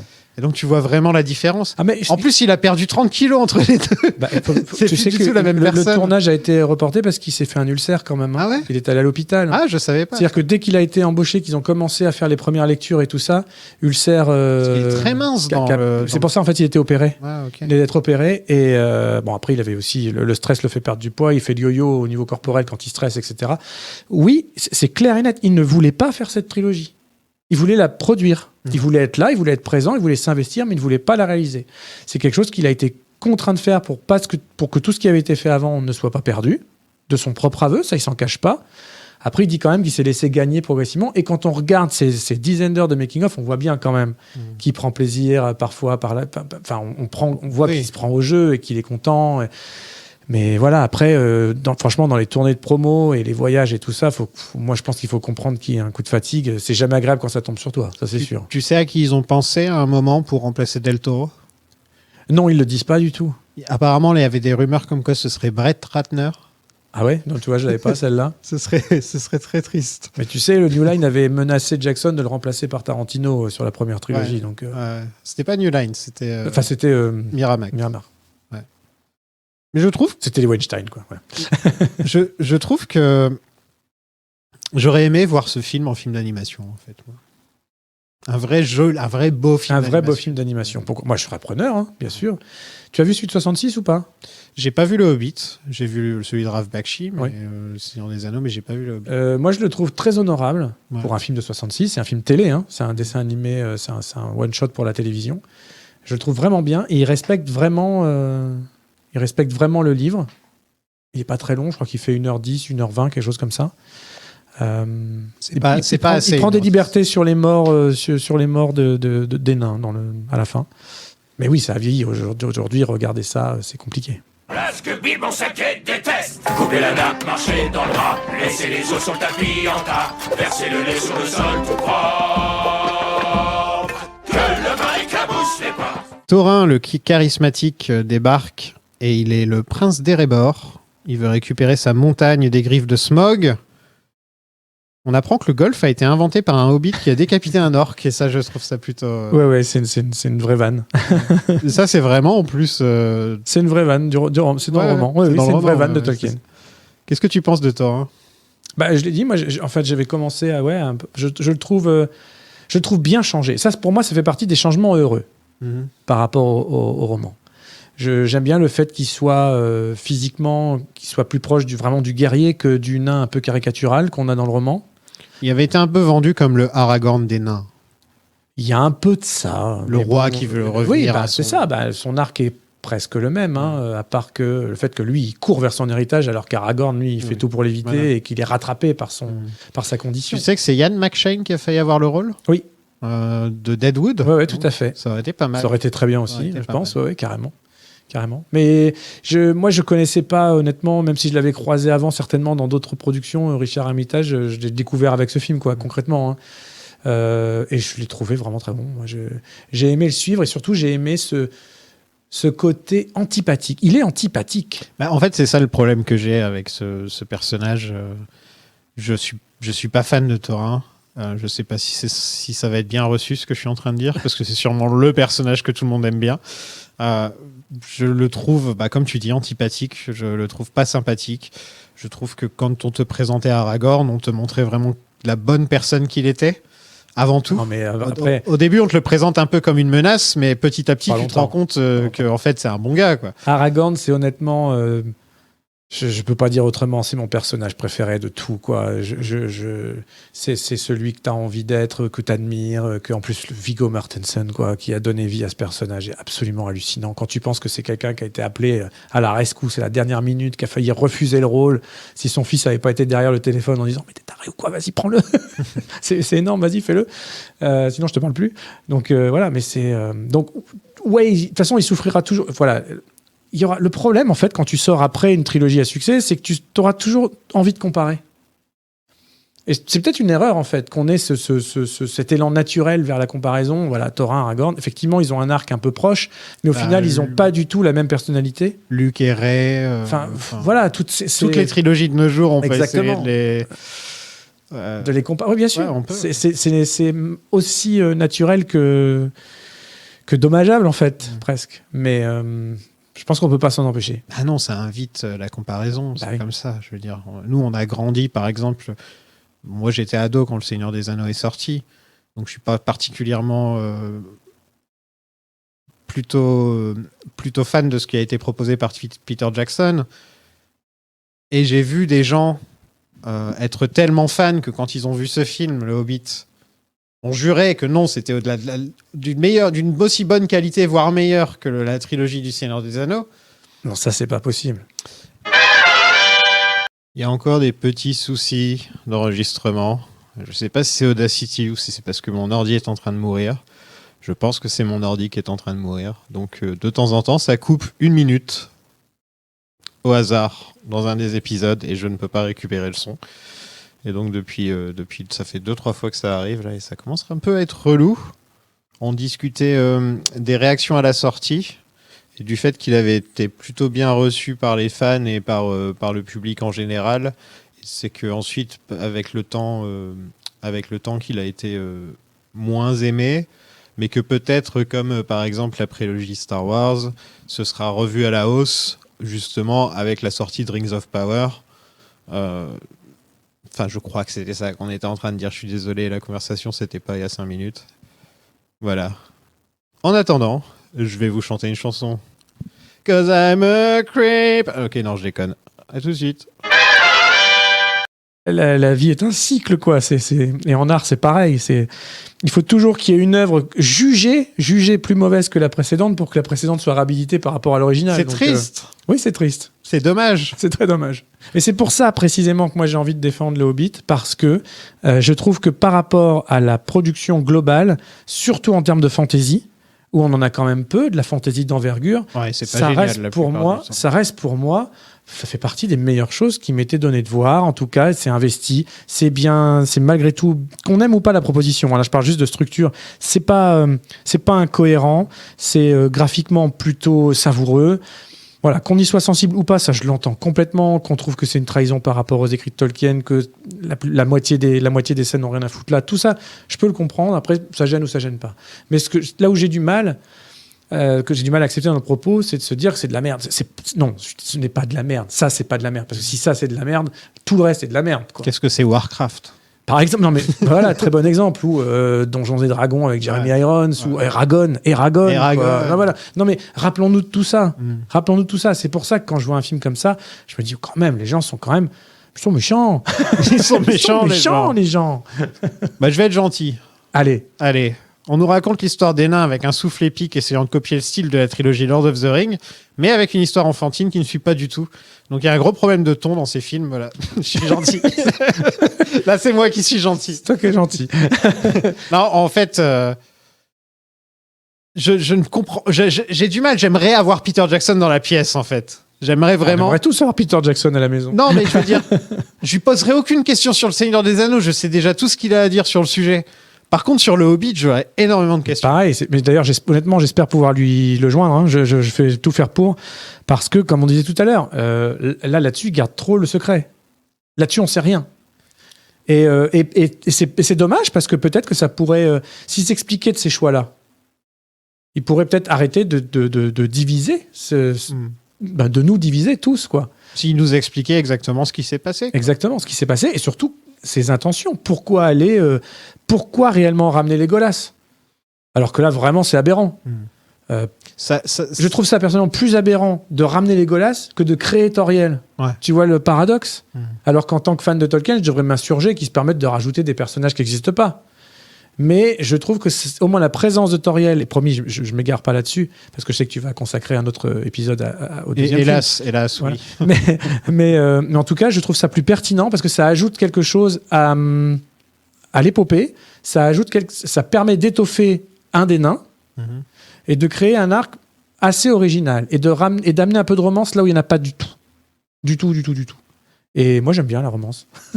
Est-ce que tu crois que le Hobbit a un peu dégoûté Peter Jackson du cinéma, de Hollywood, des blockbusters? Je sais pas si c'est le tournage du Hobbit lui-même ou le résultat du Hobbit ou les réactions des gens face au Hobbit, parce qu'il y a de quoi être déprimé. Faut voir ce qu'on lit, il faut voir ce qu'on sent.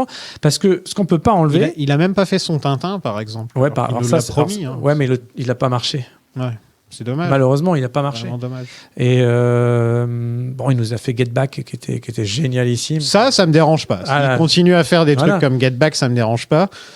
Mais je suis un peu étonné quand même que ce mec-là, tu sens que c'est un créateur. Je pense qu'il a été physiquement usé. Ouais. Physiquement. J'ai raconté, il y a eu l'ulcère, il y a eu l'opération juste avant le tournage. Donc, c'est un tournage de presque 1 an, plus la post-prod, etc. On y est reparti encore sur un truc de 3-4 ans, en tout compris. Si on comprend le montage des versions longues. Pour un film que tu es forcé à faire. Qu'il voulait pas faire à la base.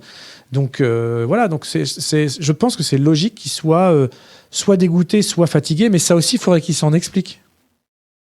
Directement, là, on peut que spéculer. Moi, je pense qu'on aurait pu attendre 10-15 ans avant de faire le prochain le Hobbit. On n'était pas obligé d'avoir forcément... je veux dire, il est sorti combien d'années après 10 ans après. 10 ans après. Ouais. Je pense qu'on aurait pu attendre encore limite un peu plus longtemps. Oui, et puis du coup, ça n'aurait pas été une ramification. Ça aurait été juste le Hobbit. Mais regarde, au final, on a attendu longtemps pour Rings of Power et ça ressemble énormément au Seigneur des Anneaux de Peter Jackson. Oui, mais parce que ça a marché. Donc du coup, Amazon, ce qu'ils se disent, et c'est là où je rejoins la plupart des gens, c'est que bien sûr que c'est un coup marketing. Et c'est dommage, par exemple, le Balrog ressemble au Balrog qu'on voit dans le Seigneur des Anneaux. Alors que ça aurait dû être un nouvel univers, un nouveau truc. On aurait fait un nouveau Balrog. Pas forcément. Ils ont décidé de l'ancrer dans la continuité des films, clairement. C'est un choix. C'est dommage. C'est un choix. C'est dommage. La même erreur que le Hobbit, je trouve. Je trouve qu'il y avait moyen de faire vraiment 3 trucs avec leur propre univers, leur propre style. Tu peux vraiment montrer à quel point l'univers de Tolkien, tu peux t'amuser avec si tu veux. Tu avais l'occasion de faire ça et on a décidé de faire 3 gros projets qui se ressemblent. Parce que le premier projet a trop marché, presque. Ouais, c'est ça le problème. Ouais. Trop de succès dans le premier. Trop de succès. Ouais. Donc, pour un studio, on se dit, si tu pars trop loin... et je suis sûr et certain que l'éviction non officielle de Del Toro vient d'un truc comme ça. Du studio qui prend peur en disant non. Non, ça s'éloigne trop de Peter Jackson. Ça s'éloigne trop de ce qu'on connaissait. Nous, ce qu'on veut, c'est un préquel du Seigneur des Anneaux. Contre de Radagast le Brun, un des collègues Istari de Gandalf, qui est incarné par un ancien docteur, Sylvester McCoy. On en entend parler dans les livres, mais on ne le voit pas. Oui. C'est vrai que c'est un personnage où il est cité dans le Hobbit et on pense qu'il a aidé Gandalf à s'évader dans la communauté de l'anneau. Il dit qu'il est allé le voir. Ouais, concrètement, il dit qu'il est allé le voir. Donc, en gros, là, Jackson nous montre ce qui a été juste énoncé. Voilà. Mais chez Tolkien, il y a beaucoup de ça. Moi, je parle de rétro-narration chez Tolkien. C'est-à-dire que, par exemple, la fameuse bataille des 5 armées, dans le roman, on la voit pas, on la vit pas. Non, il est assommé. Ouais. Du tout. Il est assommé. C'est comme dans Game of Thrones, quand Tyrion se fait assommer dans la saison 1, c'est exactement ça. Et quand il se réveille, qui est mort, qui est vivant, qu'est-ce qui s'est passé? On lui raconte en 2 phrases. Tolkien se répand pas en bataille.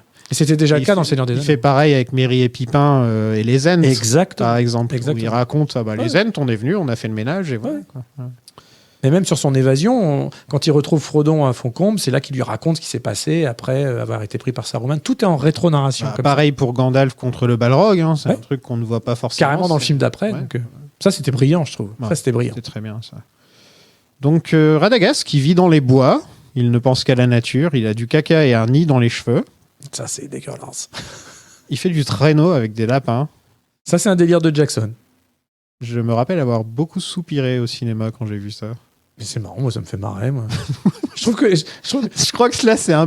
Là c'est pour les enfants. Là on est encore dans les enfants. Pourquoi t'as pas fait un film complètement comme ça?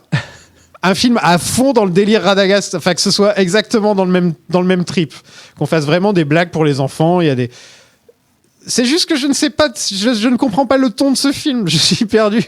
Mais tu vois, j'ai envie de te dire, pour moi, il reprend la tradition des films d'aventure, type Willow, par exemple, de Ron Howard, qui a vraiment cette combinaison. Il déteste Willow, par contre. Peut-être, mais en tout cas, il reprend au moins une structure qui est habile entre humour, action et drame, romance. Il y a tout mélangé dans Willow. Il le faisait très bien dans Le Seigneur des Anneaux. Il le faisait très bien. C'est exactement ça, mais c'était vraiment... mais même le premier Star Wars, Un Nouvel Espoir, c'est construit comme ça. T'as de l'humour, t'as de l'action, t'as des moments intenses, etc. Donc moi, ça me choque pas parce que cette multiplicité de tonalités, pour moi, elle fait vraiment partie de cette notion d'aventure grand public. Type Tintin. Type Tintin, ouais. En fait, il a vraiment sa propre vision de Radagast. Radagast qui est un personnage très, très, très, très spécial parce que on le voit jamais. On sait juste qu'il vit dans les bois, qu'il a les mêmes pouvoirs que Gandalf et que Saruman, qu'il est arrivé à peu près à la même époque. Le reste, on l'apprend dans le Silmarillion, donc c'est aussi pour ça qu'à un moment, Gandalf, il dit, je me rappelle plus du nom des deux autres Istari, parce que ça, c'est dans le Silmarillion. Ils n'avaient pas les droits du Silmarillion, donc exactement. Il peut pas dire... Ce que je veux dire, c'est que il est très littéral, Peter Jackson. On lui dit, il y a des géants de pierre qui s'envoient des rochers. Il va vraiment faire des géants de pierre qui s'envoient des rochers. Il y a plein de moments comme ça, ou même dans la trilogie Seigneur des Anneaux, où il est très, très, très littéral. Et là, c'est un des trucs comme ça où il s'est imaginé, donc, Radagast, ça va être un survivaliste qui vit dans la nature. Donc, il a plein de merde sur la joue. Et c'est clairement destiné aux enfants. Là, on est clairement dans les ajouts pour les enfants. Ouais, mais en même temps... T'as ces scènes, ça viendra plus tard, mais t'as ces scènes avec le conseil où ils vont se battre contre Sauron et c'est plutôt dark, il y a des fantômes, il y a des... Tu vois, ça reste un mage, hein. Ouais, mais ça, c'est pas pour les enfants, par exemple. Non. Tu vois, c'est encore une fois de 7 à 77 ans. Ouais. Là où je suis d'accord avec toi, quand tu dis qu'il y a un problème, une espèce de dichotomie de ton comme ça. Mais on la retrouve dans plein d'autres œuvres, en fait. Et c'est marrant, c'est que ça choque moins dans d'autres que là. Alors que quelque part, c'est exactement la même chose. Bah là, en fait, c'est que on prend quelque chose qui, à l'origine, est 100% pour les enfants, et on essaie de le dénaturer un petit peu pour que ça ressemble à quelque chose d'autre. Voilà, et tu crois pas que s'il avait été que vers les enfants tout le temps, il se serait fait dégommer tout pareil. Il se serait fait dégommer. Bah voilà. Il se serait fait dégommer. Et je pense qu'il avait pas envie de proposer ça. Ouais. Il faut un petit film d'animation, tout le monde est Mais oui, exactement. C'est vrai. Vous êtes pourchassés. Il nous faut quitter cet endroit. Impossible! Nous n'avons pas de poney! Ils se sont enfuis! Je vais les lancer à mes trousses. Ce sont des wargs de Gundabad. Ils vous rattraperont. Ce sont des lapins de Roscobel. Qu'ils essaient-on pour voir? Bilbon et les nains font face aux 3 trolls, qui sont plus ou moins comme les 3 Stooges. Hein. Ça m'a fait penser à ça. Et qui sont joués par 3 des nains, d'ailleurs. Ah ouais? Ouais. C'est moi ou c'est pas très joli? Ça a déjà vieilli? Non, alors peut-être que ça a vieilli, mais moi je trouve ça plutôt... Non, moi, écoute, encore une fois, alors ça fait partie des effets qui me choquent pas spécialement.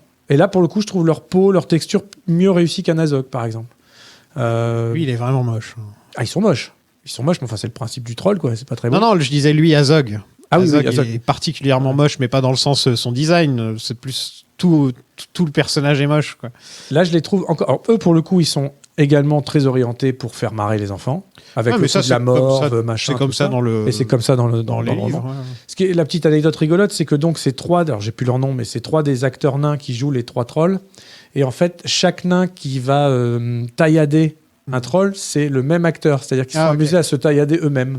C'est un genre de petit délire qui se... C'est comme Gimli qui faisait la voix de Sylvebarbe aussi. Exactement. Ouais. Non, puis même quand Gandalf arrive, l'effet de matérialisation en pierre, j'aime beaucoup le côté un peu saccadé que prennent les mains, etc. Non, je trouve l'arrivée de Gandalf est très cool. Les effets sont beaux. L'arrivée de Gandalf est très cool. Ouais. Après, il y a un côté scato. Là, je me gratte les fesses, je crache le hobbit par le nez. Ça, c'est Peter Jackson qui y va vraiment. Il y va à fond. Il était déjà comme ça avec les orques avant. Hein. Oui. Il était déjà un petit peu dans cette optique. Qu'est-ce que tu penses de la décision de faire les orques en images de synthèse ? C'est un truc qui a quand même beaucoup fait parler. Hein. Je me rappelle quand les films sont sortis, que justement ce qui plaisait beaucoup aux gens, c'était le côté vrai du Seigneur des Anneaux. Je pense que ça aurait été certainement plus compliqué de les faire autrement. Et peut-être que les effets de maquillage se seraient vus d'autant plus. Ah, mais ils l'ont fait avant. Mais je sais bien. Enfin, ils l'ont fait avant avec peut-être un peu moins d'interaction. Je sais pas. On les voit en gros plan, on les voit en... De manière... De toute façon, là, je défends le film ce soir, donc je prends un peu parti, mais je suis toujours plus proche des effets de plateau. Hein. Le numérique, je suis pas tombé dedans, quoi. Donc je trouve leur design plutôt bien. Quand je les vois à l'image, préféré que ce soit comme dans la trilogie. Ah oui, clairement. Après, je sais pas comment techniquement ils s'en seraient débrouillés pour Voilà, Moi, pour je qu'il pense saute qu'ils ont dessus, voulu pour qu'il monte couper, dessus, ils ont etc. voulu essayer. Ce qu'on n'a pas dit, enfin, si on l'a peut-être dit, mais c'est que le tournage a dû se passer très très rapidement. Ils ont dû accélérer en fait. À 266 jours, tout compris. Voilà. Ouais. Donc, c'est pas grand-chose. Et je pense que ils ont dû avoir des réunions, genre bon, qu'est-ce qu'on coupe au niveau budgétaire, au niveau, il faut maquiller des gens, les déguiser. Ils se sont dit, Je pense que c'était plus simple, hein, tout simplement. Ouais, mais c'est dommage. C'est le même problème dans la saga dont on ne doit pas parler. Quand George Lucas a décidé que les Clone Troopers allaient tous être en images de synthèse, et ça se voit. Puis en plus, c'était il y a longtemps, là, pour le coup. Donc, effectivement. Ça a pris un coup de vieux. Et au final, on se rappelle tous des Stormtroopers, et les Clone Troopers, on les a un peu. C'est ça. Ouais. La petite équipe arrive chez Elrond qui leur aide à lire la carte. Parce que ça tombe bien, c'est pile poil la bonne lune. à quelques jours près, ouais. Quelques jours près. Je ne sais pas si c'est dans la version longue ou la version normale, mais j'aime beaucoup les scènes de Bilbon à Fontcombe.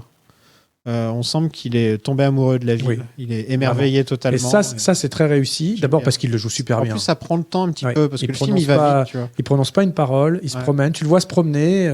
On voit Narzil. Il n'y a pas quelqu'un qui va dire ça, c'est Narzil. Non, voilà, c'est juste là dans le décor, c'est normal, on reconnaît. Howard Shore à la musique fait tout le boulot qu'il faut, parce que là, pour le coup, il reprend son thème de Fontcombe, etc. Donc, il accompagne le personnage et le spectateur en terrain connu. Ça compte beaucoup. Donc, ouais, non, c'est une scène que j'aime beaucoup. Je pense qu'elle est plus longue, effectivement, dans la version longue. T'as un truc à dire sur la musique ? J'ai plein de trucs à dire sur la musique. Il a été reproché justement à la musique qu'elle soit trop pareille. Justement, je vais te sortir juste un petit exemple qui me vient à l'esprit. C'est Thorin quand il va en face à face se battre contre. Il sort des flammes là au ralenti. Il va se battre. Il va te mettre la musique des Nazgûl. Ouais. Alors, musique qui était utilisée que pour les Nazgûl dans la trilogie avant. Et là, d'un seul coup, c'est la musique épique. Il y a eu plein de problèmes musicaux entre la première trilogie et la deuxième. C'est pareil, c'est le grand secret des deux côtés. Et pourtant, Howard Shore, je l'ai interviewé une paire de fois, mais avec toujours la clause de ne pas pouvoir mentionner le titre et de ne pas pouvoir en parler. Que s'est-il passé sur King Kong ? Ah, ils se sont embrouillés sur King Kong. Donc Howard Shore devait faire la musique. Sa musique a été éjectée, on ne sait pas pourquoi. Il y a interdiction juridique de parler de ça. Ce qui est un peu débile, c'est que on le voit à l'image. C'est-à-dire que le monsieur qui dirige l'orchestre pendant la représentation de King Kong à New York et tout ça, c'est Howard Shore. C'est Howard Shore, mais il fait même pas la musique. Et il fait plus la musique, il a été remplacé par James Newton Howard. Et tout ce que je sais, c'est qu'il a très très mal vécu cette éviction. On le comprend. Ouais. Et malheureusement, je n'ai pas les raisons.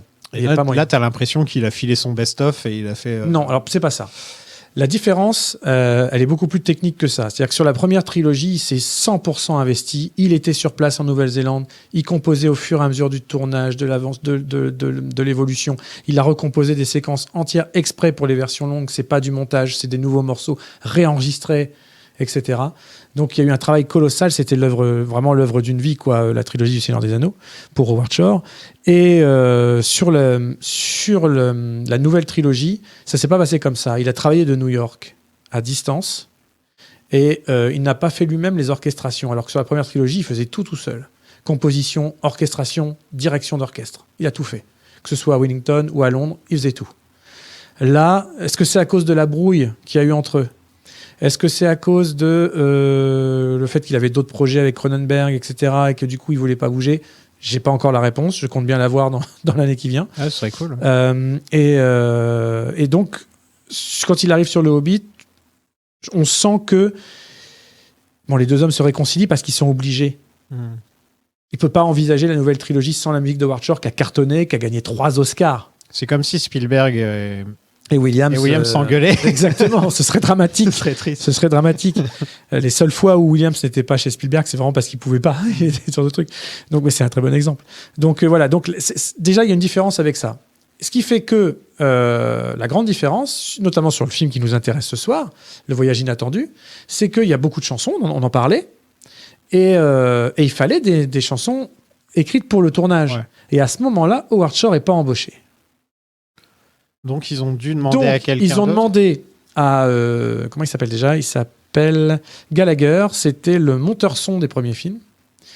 Qui, en général, les monteurs-son, ils composent aussi. Donc, ils ont demandé à lui de composer la chanson du dîner, quand les nains se balancent les trucs, et voilà. Ils ont été chercher le groupe de folk traditionnel Plan 9. C'est un groupe néo-zélandais qui avait déjà fait les chants traditionnels pour la fête de Bilbon, etc., sur la première trilogie. Et c'est lui qui a composé le Misty Mountain pour Richard Armitage, par exemple. Okay. Et il a été demandé après à Shore, quand il est officiellement arrivé à la fin de la production pour faire la musique, de reprendre le thème de Misty Mountain, qu'on entend pour le coup plein de fois de façon épique, justement, quand Thorin part à la c'est le thème de Thorin. C'est le thème de Thorin. Et ben, il n'est pas dans les 2 films suivants. Parce que dans les 2 films suivants, Howard Shore, qui donc du coup est embauché, n'a pas les droits de réutiliser. Encore une fois, c'est une question de gros sous. S'il réutilise les thèmes de Gallagher et les thèmes de Plan 9, enfin, tout ça, c'est une espèce de mixture qui fait qu'il a dit moi, je reste à New York. Et du coup, la grande différence entre les 2 trilogies au niveau musical, c'est que je dis pas qu'il est moins investi, parce qu'en termes de thème et de composition, il a fait des trucs de fou sur les 2 films suivants. Même sur le premier, il a composé beaucoup plus de motifs encore que sur la première trilogie. Il y a une construction absolument faramineuse. Moi, j'écoute ça tout seul, très très souvent, et voilà. Et il y a une vraie construction opératique de l'histoire par rapport à la musique, ses thèmes, etc. Sauf que il a tout fait à New York. Il n'a pas fait les orchestrations lui-même. C'est un monsieur qui s'appelle Pope, qui est très, très connu dans le milieu pour faire les orchestrations, etc. Qui a dirigé, et au lieu de s'enregistrer à Londres comme avant à Abbey Road, ça s'est enregistré au studio de Wellington. Donc il n'était même pas présent à l'enregistrement des musiques. Ça en dit long aussi. Ouais, il a dû se passer un truc. Il s'est passé quelque chose de sévère, je pense. Donc ils ont quand même travaillé ensemble, mais à distance.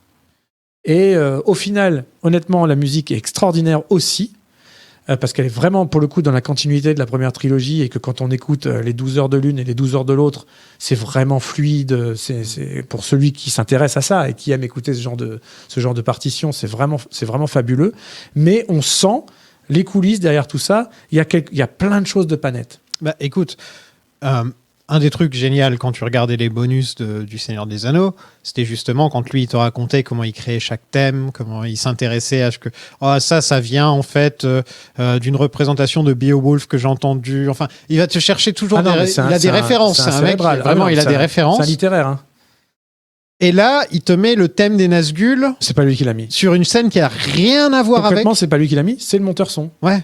Là, c'est horrible. Voilà. Et le problème, en fait, quand on entend ça, mais c'est comme dans l'Attaque des clones, on réentend le thème dans l'Attaque des clones, on réentend exactement le même morceau que lorsque Darth Maul affronte Obi-Wan et Qui-Gon et Anakin. Et Obi-Wan, je vais y arriver. Alors, et c'est vraiment du montage son. Il est réutilisé une fois. C'est dans La Revanche des Sith. Quand Obi-Wan et Anakin se battent et que Yoda et Palpatine se battent. Aussi. Et il est utilisé dans l'arène aussi, de l'attaque. Ah oui, il est utilisé dans l'arène. Oui, dans l'arène. Je l'ai pas entendu. Oui, dans l'arène. C'est furtif, mais il est là. On parle pas de Star Wars. On n'en parle pas, de toute façon. Mais pour dire que voilà, le problème, c'est qu'on tombe toujours sur le compositeur, et c'est normal. Hein. Il y a marqué, en gros, Music by Howard Shore, donc on lui tombe dessus. Là, clairement, la réutilisation d'anciens morceaux, c'est pas son trip. Lui, il fait que du nouveau, puisque, comme je disais tout à l'heure, il réenregistrait même pour les versions. Mais même que Peter Jackson ait laissé passer ça, enfin... C'est encore que je pense que c'est un besoin de dernière minute. Ils utilisent le thème des Hobbits quand t'es à Hobbiton. Ok, je suis bon, c'est normal. Il faut voir l'urgence de ces productions-là. Faut voir que à la fin du premier, enfin, faut voir que quand ils ont fini, que Smoke par exemple n'était pas fini du tout, mais on l'aperçoit dans la séquence d'introduction du premier film. Ouais. Et donc ils l'ont changé. Comme Gollum dans la communauté de l'anneau. Exactement. Donc là ils ont changé, par exemple, une fois qu'ils ont eu les designs pour le 2. Ils ont rechangé pour les versions longues, même les effets visuels de Smaug, enfin du peu qu'on devine de Smaug, parce ils ont attaché les ailes pas au même endroit, etc. Donc ils ont carrément refait la séquence. Parce qu'au moment où le film devait sortir, il y a la date, il y a l'impératif, mais ça c'était déjà le cas sur la première trilogie. Hein, ils avaient même pas Smaug. Tu vois. Voilà, donc ils avaient déjà presque fait 2 films, mais ils avaient toujours pas le dragon. Exactement. Donc c'est pour voilà, ça montre bien l'urgence dans laquelle cette deuxième trilogie s'est faite, et donc c'était pas du tout aussi confortable que les 7 années consacrées à la première trilogie. C'est évident, ça c'est indéfendable. Que l'ombre vous saisisse tous. C'est qui ça? Aucune idée. Il se mange lui aussi. Galadriel et Saruman sont là pour avoir une petite réunion d'Illuminati. Hein. C'est pour moi les pires scènes de la trilogie, c'est les scènes entre Saruman, enfin le conseil. C'est des choses qu'on ne devrait pas voir. C'est des choses dont on devrait entendre parler. Alors, en fait, il y a un conseil super cool avec ces 4-là et tu fais « Ah, ça a l'air bien !» Mais je ne pense pas que là, ça fonctionne avec Galadriel qui se tourne avec sa robe parfaite, machin. Ils en font beaucoup. Hein, ouais, ils abusent avec, ils abusent un peu avec Galadriel. Mais en fait, le plus gros crime de ces scènes, pour moi, c'est que ça casse le rythme. De l'aventure, oui. De l'aventure. Oui, ça casse le rythme de l'aventure. D'un seul coup, c'est... Oui. Et maintenant, c'est le Seigneur des Anneaux. Alors, moi, j'étais avec des hobbits et des nains, et d'un seul coup, je suis avec Saruman. Je suis content de voir Christopher Lee. En plus, là, il joue un Saruman qui n'est pas encore Christopher Lee, qui n'était pas présent avec eux. Non, il était dans... Il était devant un fond vert à Londres et Ouais. il était incrusté après. Ouais. C'est fou. Hein. Mais alors, je suis à la fois Lui aussi, il est décédé pas longtemps après. Ouais. Je suis à la fois d'accord et pas d'accord. C'est vrai que moi, j'enlèverais pas du tout, par exemple, les scènes justement où ils cherchent le père de Thorin, où il y a les scènes du nécromancien et tout ça. Je les trouve super importantes. Dol Guldur, voilà, à Dol Guldur, toutes les scènes à Dol Guldur, je les trouve super essentielles. Le conseil, effectivement, il n'est pas indispensable. Et là, oui, on peut employer le mot, c'est du fan service. Complètement. Ça en est. Clairement. Mais vraiment. Ils se font plaisir, ils se retrouvent. On dirait qu'ils vont se tourner vers l'écran et qu'ils vont te faire un clin d'œil. Et quand tu vois le plaisir que Ian McKellen a de retrouver Cate Blanchett sur le tournage dans les bonus, tu te fais ah ok, ils l'ont fait pour ça. Ils l'ont fait pour eux et pour séduire les fans. Ouais, ils l'ont surtout fait pour histoire de que tout colle au Seigneur des Anneaux. C'est du patch. Ouais. C'est du patch. Ça permet effectivement de lier tout ça. Mais vraiment, ça casse totalement le rythme. Moi, en fait, ce qui me choque plus, c'est ce que tu as dit. C'est l'ultra glorification de Galadriel. C'est trop. Ça me gêne plus que la scène en elle-même. Tu vois, enfin, que la présence de la scène en elle-même. Qu'on assiste au conseil, pourquoi pas. Galadriel, t'as l'impression qu'elle plane partout où elle va. Voilà. C'est ça qui a choqué autant les gens pour les Anneaux de pouvoir, de découvrir une Galadriel guerrière, etc. Mais parce que t'as du mal à raccrocher les deux personnages, quoi. Tu te dis, c'est pas possible quand elle est passée de ça à cette espèce de nymphe des bois, là. La sorte de sorcière qui fait flipper, qu'on peut voir dans la communauté de l'anneau. Ah, mais alors là, par exemple, c'est un effet que j'aime pas du tout, tu vois. Quand elle devient toute verte, toute quand moche, elle là, c'est pas beau du tout, ça. Ouais, je serai une reine. Ouais. C'est vrai que c'est un effet négatif, là, un petit peu. On dirait qu'ils ont fait un effet... c'est vert, c'est pas très joli. Oui, j'ai noté, on sent que Christopher Lee n'est pas dans la même pièce que les autres. On sent presque qu'il est presque plus là. Hein. Je suis même pas allé vérifier sur Internet s'il était dans la même pièce ou pas. Je me suis dit... Non, pas du tout. Même pas dans le même pays. Je sais, j'ai même pas vérifié. Je me suis dit, c'est obligé. Je trouve qu'on peut très bien se passer de Galadriel et de Saruman dans ces films. Complètement. Ils servent à rien. Encore Elrond, bien sûr. Non, mais lui, il est dans le récit. Il est là, il est censé être là. Elrond a tout... Mais en fait, quand on réfléchit, il y a beaucoup de personnages de la trilogie originale qui sont cités, qui apparaissent. Il y a Frodon, donc Elijah Wood. On peut l'enlever. On peut. Voilà. Galadriel. On devrait. On peut l'enlever. Saruman. On devrait aussi. Legolas. Alors lui, oui, il a rien à faire là. Aragorn devait apparaître. Il a refusé Viggo. Il a bien fait. Viggo a dit non, Aragorn n'apparaît pas dans le bouquin, donc il n'y a aucune raison que je le fasse. Mais on aurait pu avoir Aragorn en plus. Après, encore une fois, chez Elrond sûrement. Dans le lore de Tolkien, c'est pas absurde. Il vit chez Elrond. Voilà. Mais on aurait pu le voir. À ce moment-là, on aurait eu Arwen aussi. Oui. Voilà. Il y a qui d'autre? Il y a Gimli qui apparaît en photo. Mais ça c'est bien. Ça c'est mignon. Ça c'est mignon. C'est mignon. Mais... Et pour le coup, la présence de Legolas est rigolote parce qu'ils font une vanne dessus, quoi, en disant qu'il est super moche. Voilà. Bon bref. En fait, ça aurait été mignon si ça n'avait pas été encore plus appuyé par le côté Legolas, justement, je trouve. Mais en fait, tout ça pour dire que là, on est vraiment dans un cinéma d'un réalisateur qui aime bien un peu s'auto-congratuler voilà mes gloires du passé. Alors, mes gloires du moi, passé. je le vois pas comme ça, honnêtement. Je pense qu'il a été, comme on le disait en début d'émission, il s'est retrouvé coincé par le fait d'être contraint logistiquement de passer à une trilogie. Ce qu'il voulait vraiment pas. Donc toutes ces scènes-là, il a fallu les rajouter, quoi. Et je pense que c'est ces scènes-là qui ont été rajoutées. Parce que le reste, c'est du pur Hobbit. D'ailleurs, les gens, j'ai pas trop parlé du passage de 2 à 3 films, mais je vais avoir une petite section là-dessus dans le prochain épisode ou celui d'après. Parce qu'il y a beaucoup de choses à dire, notamment le fait qu'il y avait 5 boîtes de prod sur le même projet, dont les Weinstein qui se faisaient de l'argent sur le dos. Toujours, mais dès le premier déjà. Bref, c'est toute une histoire. Je voulais pas tout vous raconter aujourd'hui et je voulais pas que tu restes 3 heures non plus. Là, il y a un truc qui m'énerve avec Peter Jackson. Là, je vais le dire. C'est son côté littéral, à 100%. Il décide de prendre une petite phrase des bouquins et d'en faire une scène blockbuster où il y a des véritables géants de pierre qui se balancent des rochers, alors qu'à l'origine, c'était un petit peu une phrase, je crois, une demi-phrase. Oui, il n'y a pas. Où il dit j'ai levé la tête et j'avais l'impression de voir des géants de pierre se jeter des rochers. C'est ça. Bon, là, ils le font. Là, c'est littéralement des géants de pierre. Enfin, en plus, ça complique presque tout dans le lore, en fait. Parce que s'il y a des trucs qui existent comme ça, à chaque fois qu'il y a quelqu'un qui va escalader une montagne, pourquoi on ne les voit pas, quoi, j'ai envie de dire. Et puis c'est surtout une scène qui est là pour faire écho à celle du premier film où ils sont dans la tempête de neige avant de faire le détour par la Moria, où ils ne veulent pas y aller, etc. Je préfère avoir un Saruman sur sa tour qui crie. Bien sûr, mais donc moi je trouve que ça rajoute de l'aventure. Voilà, ça rajoute ce côté épisodique de petites scénettes d'aventure. Complètement. Voilà. C'est juste là. Tu sais que le Hobbit aurait pu être une très bonne petite série télé avec des épisodes de 30 minutes par épisode. Je l'ai dit plein de fois, oui, tout à fait. Tu peux faire une petite saison, une mini-série, ouais. Mais même au départ, quand le projet d'Amazon est arrivé et qu'on a tous cru au départ que ça allait être un remake.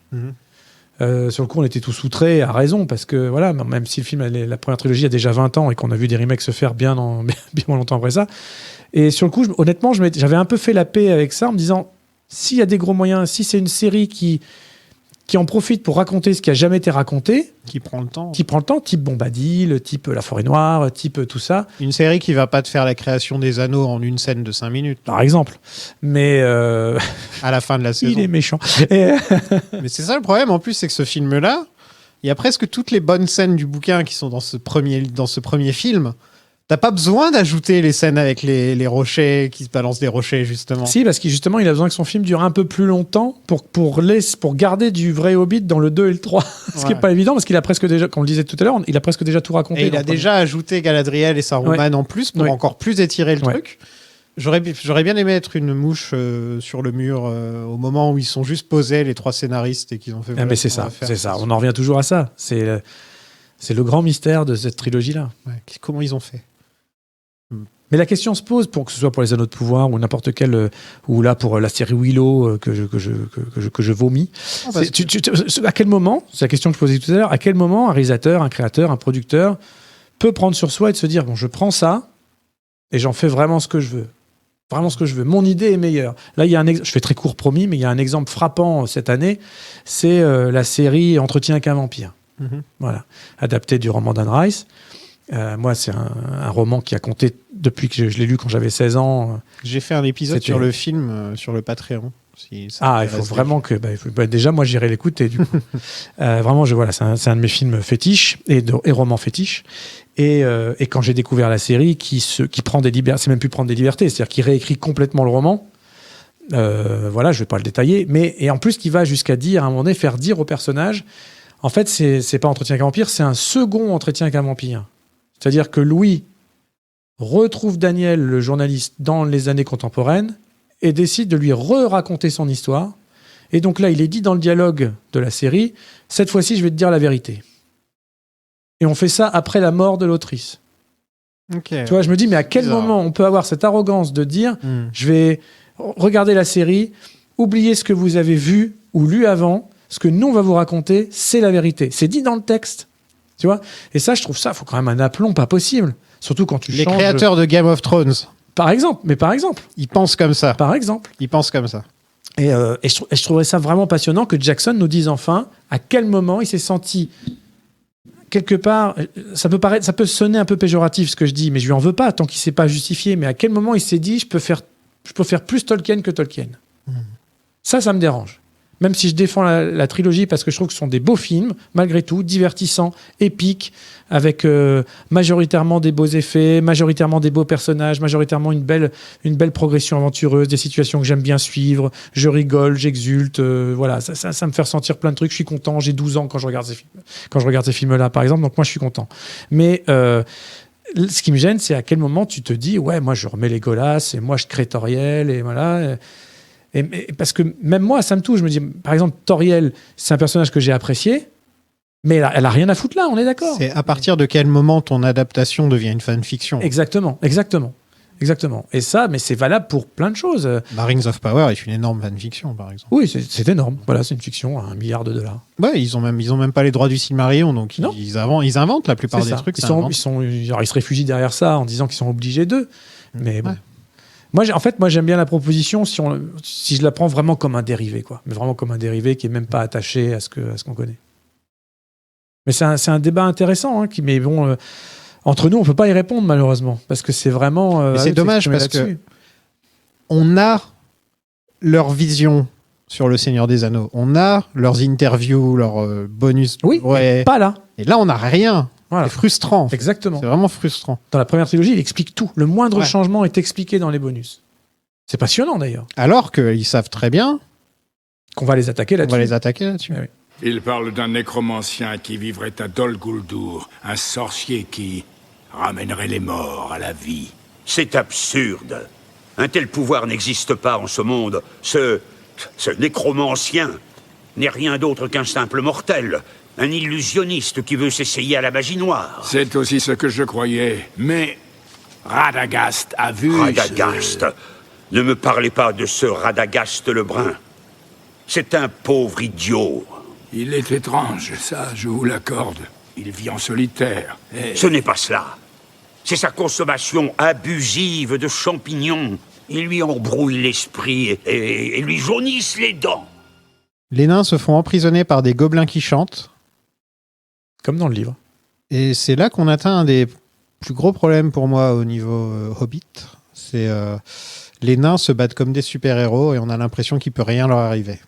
C'est vrai. Alors, il y a une espèce de pirouette où Gandalf arrive, fait un peu de magie, et puis les boosts, on ne sait pas trop comment, quoi. Il leur dit, allez, battez-vous comme jamais vous vous êtes battus. Mais ils font des saltos, ils font des roulades. Alors, ils ont expliqué ça un peu. Pour le coup, ça, ils l'ont un peu expliqué dans les bonus, où ils voulaient que la scène de la cuisine, justement, où ils se balancent les trucs, où on montre qu'ils ont une dextérité incroyable, un sens de la chorégraphie, de l'échange, je t'envoie, je rattrape, je partage, je balance, etc. Et ils se sont dit qu'il fallait que ça ressorte à un moment donné dans le scénario, il fallait que ça apporte quelque chose, parce que certes, la scène est dans les romans, et dans le roman, pardon. Et c'est vrai que c'est une des facultés qu'on retrouve jamais. Et là, on les retrouve dans les batailles. Et c'est aussi vrai dans cette bataille-là que plus tard contre Smaug et que plus tard dans la bataille des 5 armées, etc. Le pire, c'est avec les tonneaux. Ah, les tonneaux, oui. Les tonneaux sont dans le roman aussi. Mais bon. Oui, là, la scène, elle dure. Ça fait 20 minutes de tonneaux. Voilà. Et certains des effets d'acrus sont pas très beaux non plus, d'ailleurs. Dans la trilogie Seigneur des Anneaux, ils sont tous plus ou moins normaux. Bon, Aragorn sait se battre, on va pas se mentir. Ouais. Legolas aussi. Gimli sait se battre. Ouais. Il y en a un qui a des super pouvoirs, c'est Legolas. Legolas, c'est encore... Il a un laissez-passer... C'est genre... Lui, ça passe, tu vois, parce que c'est un elfe. Ils en ont fait quelque chose d'humoristique en même temps. C'est bon, il va tuer un Mumakil. Il y a un code. Enfin, voilà, il va surfer sur un bouclier. Toujours est-il qu'il y en avait un de personnage comme ça. Et déjà, c'est un de plus que dans les bouquins. Oui. Voilà. Bien sûr. C'est un de plus que dans les bouquins. Là, on a 14 personnages comme ça. C'est vrai. 14 nains qui font des saltos,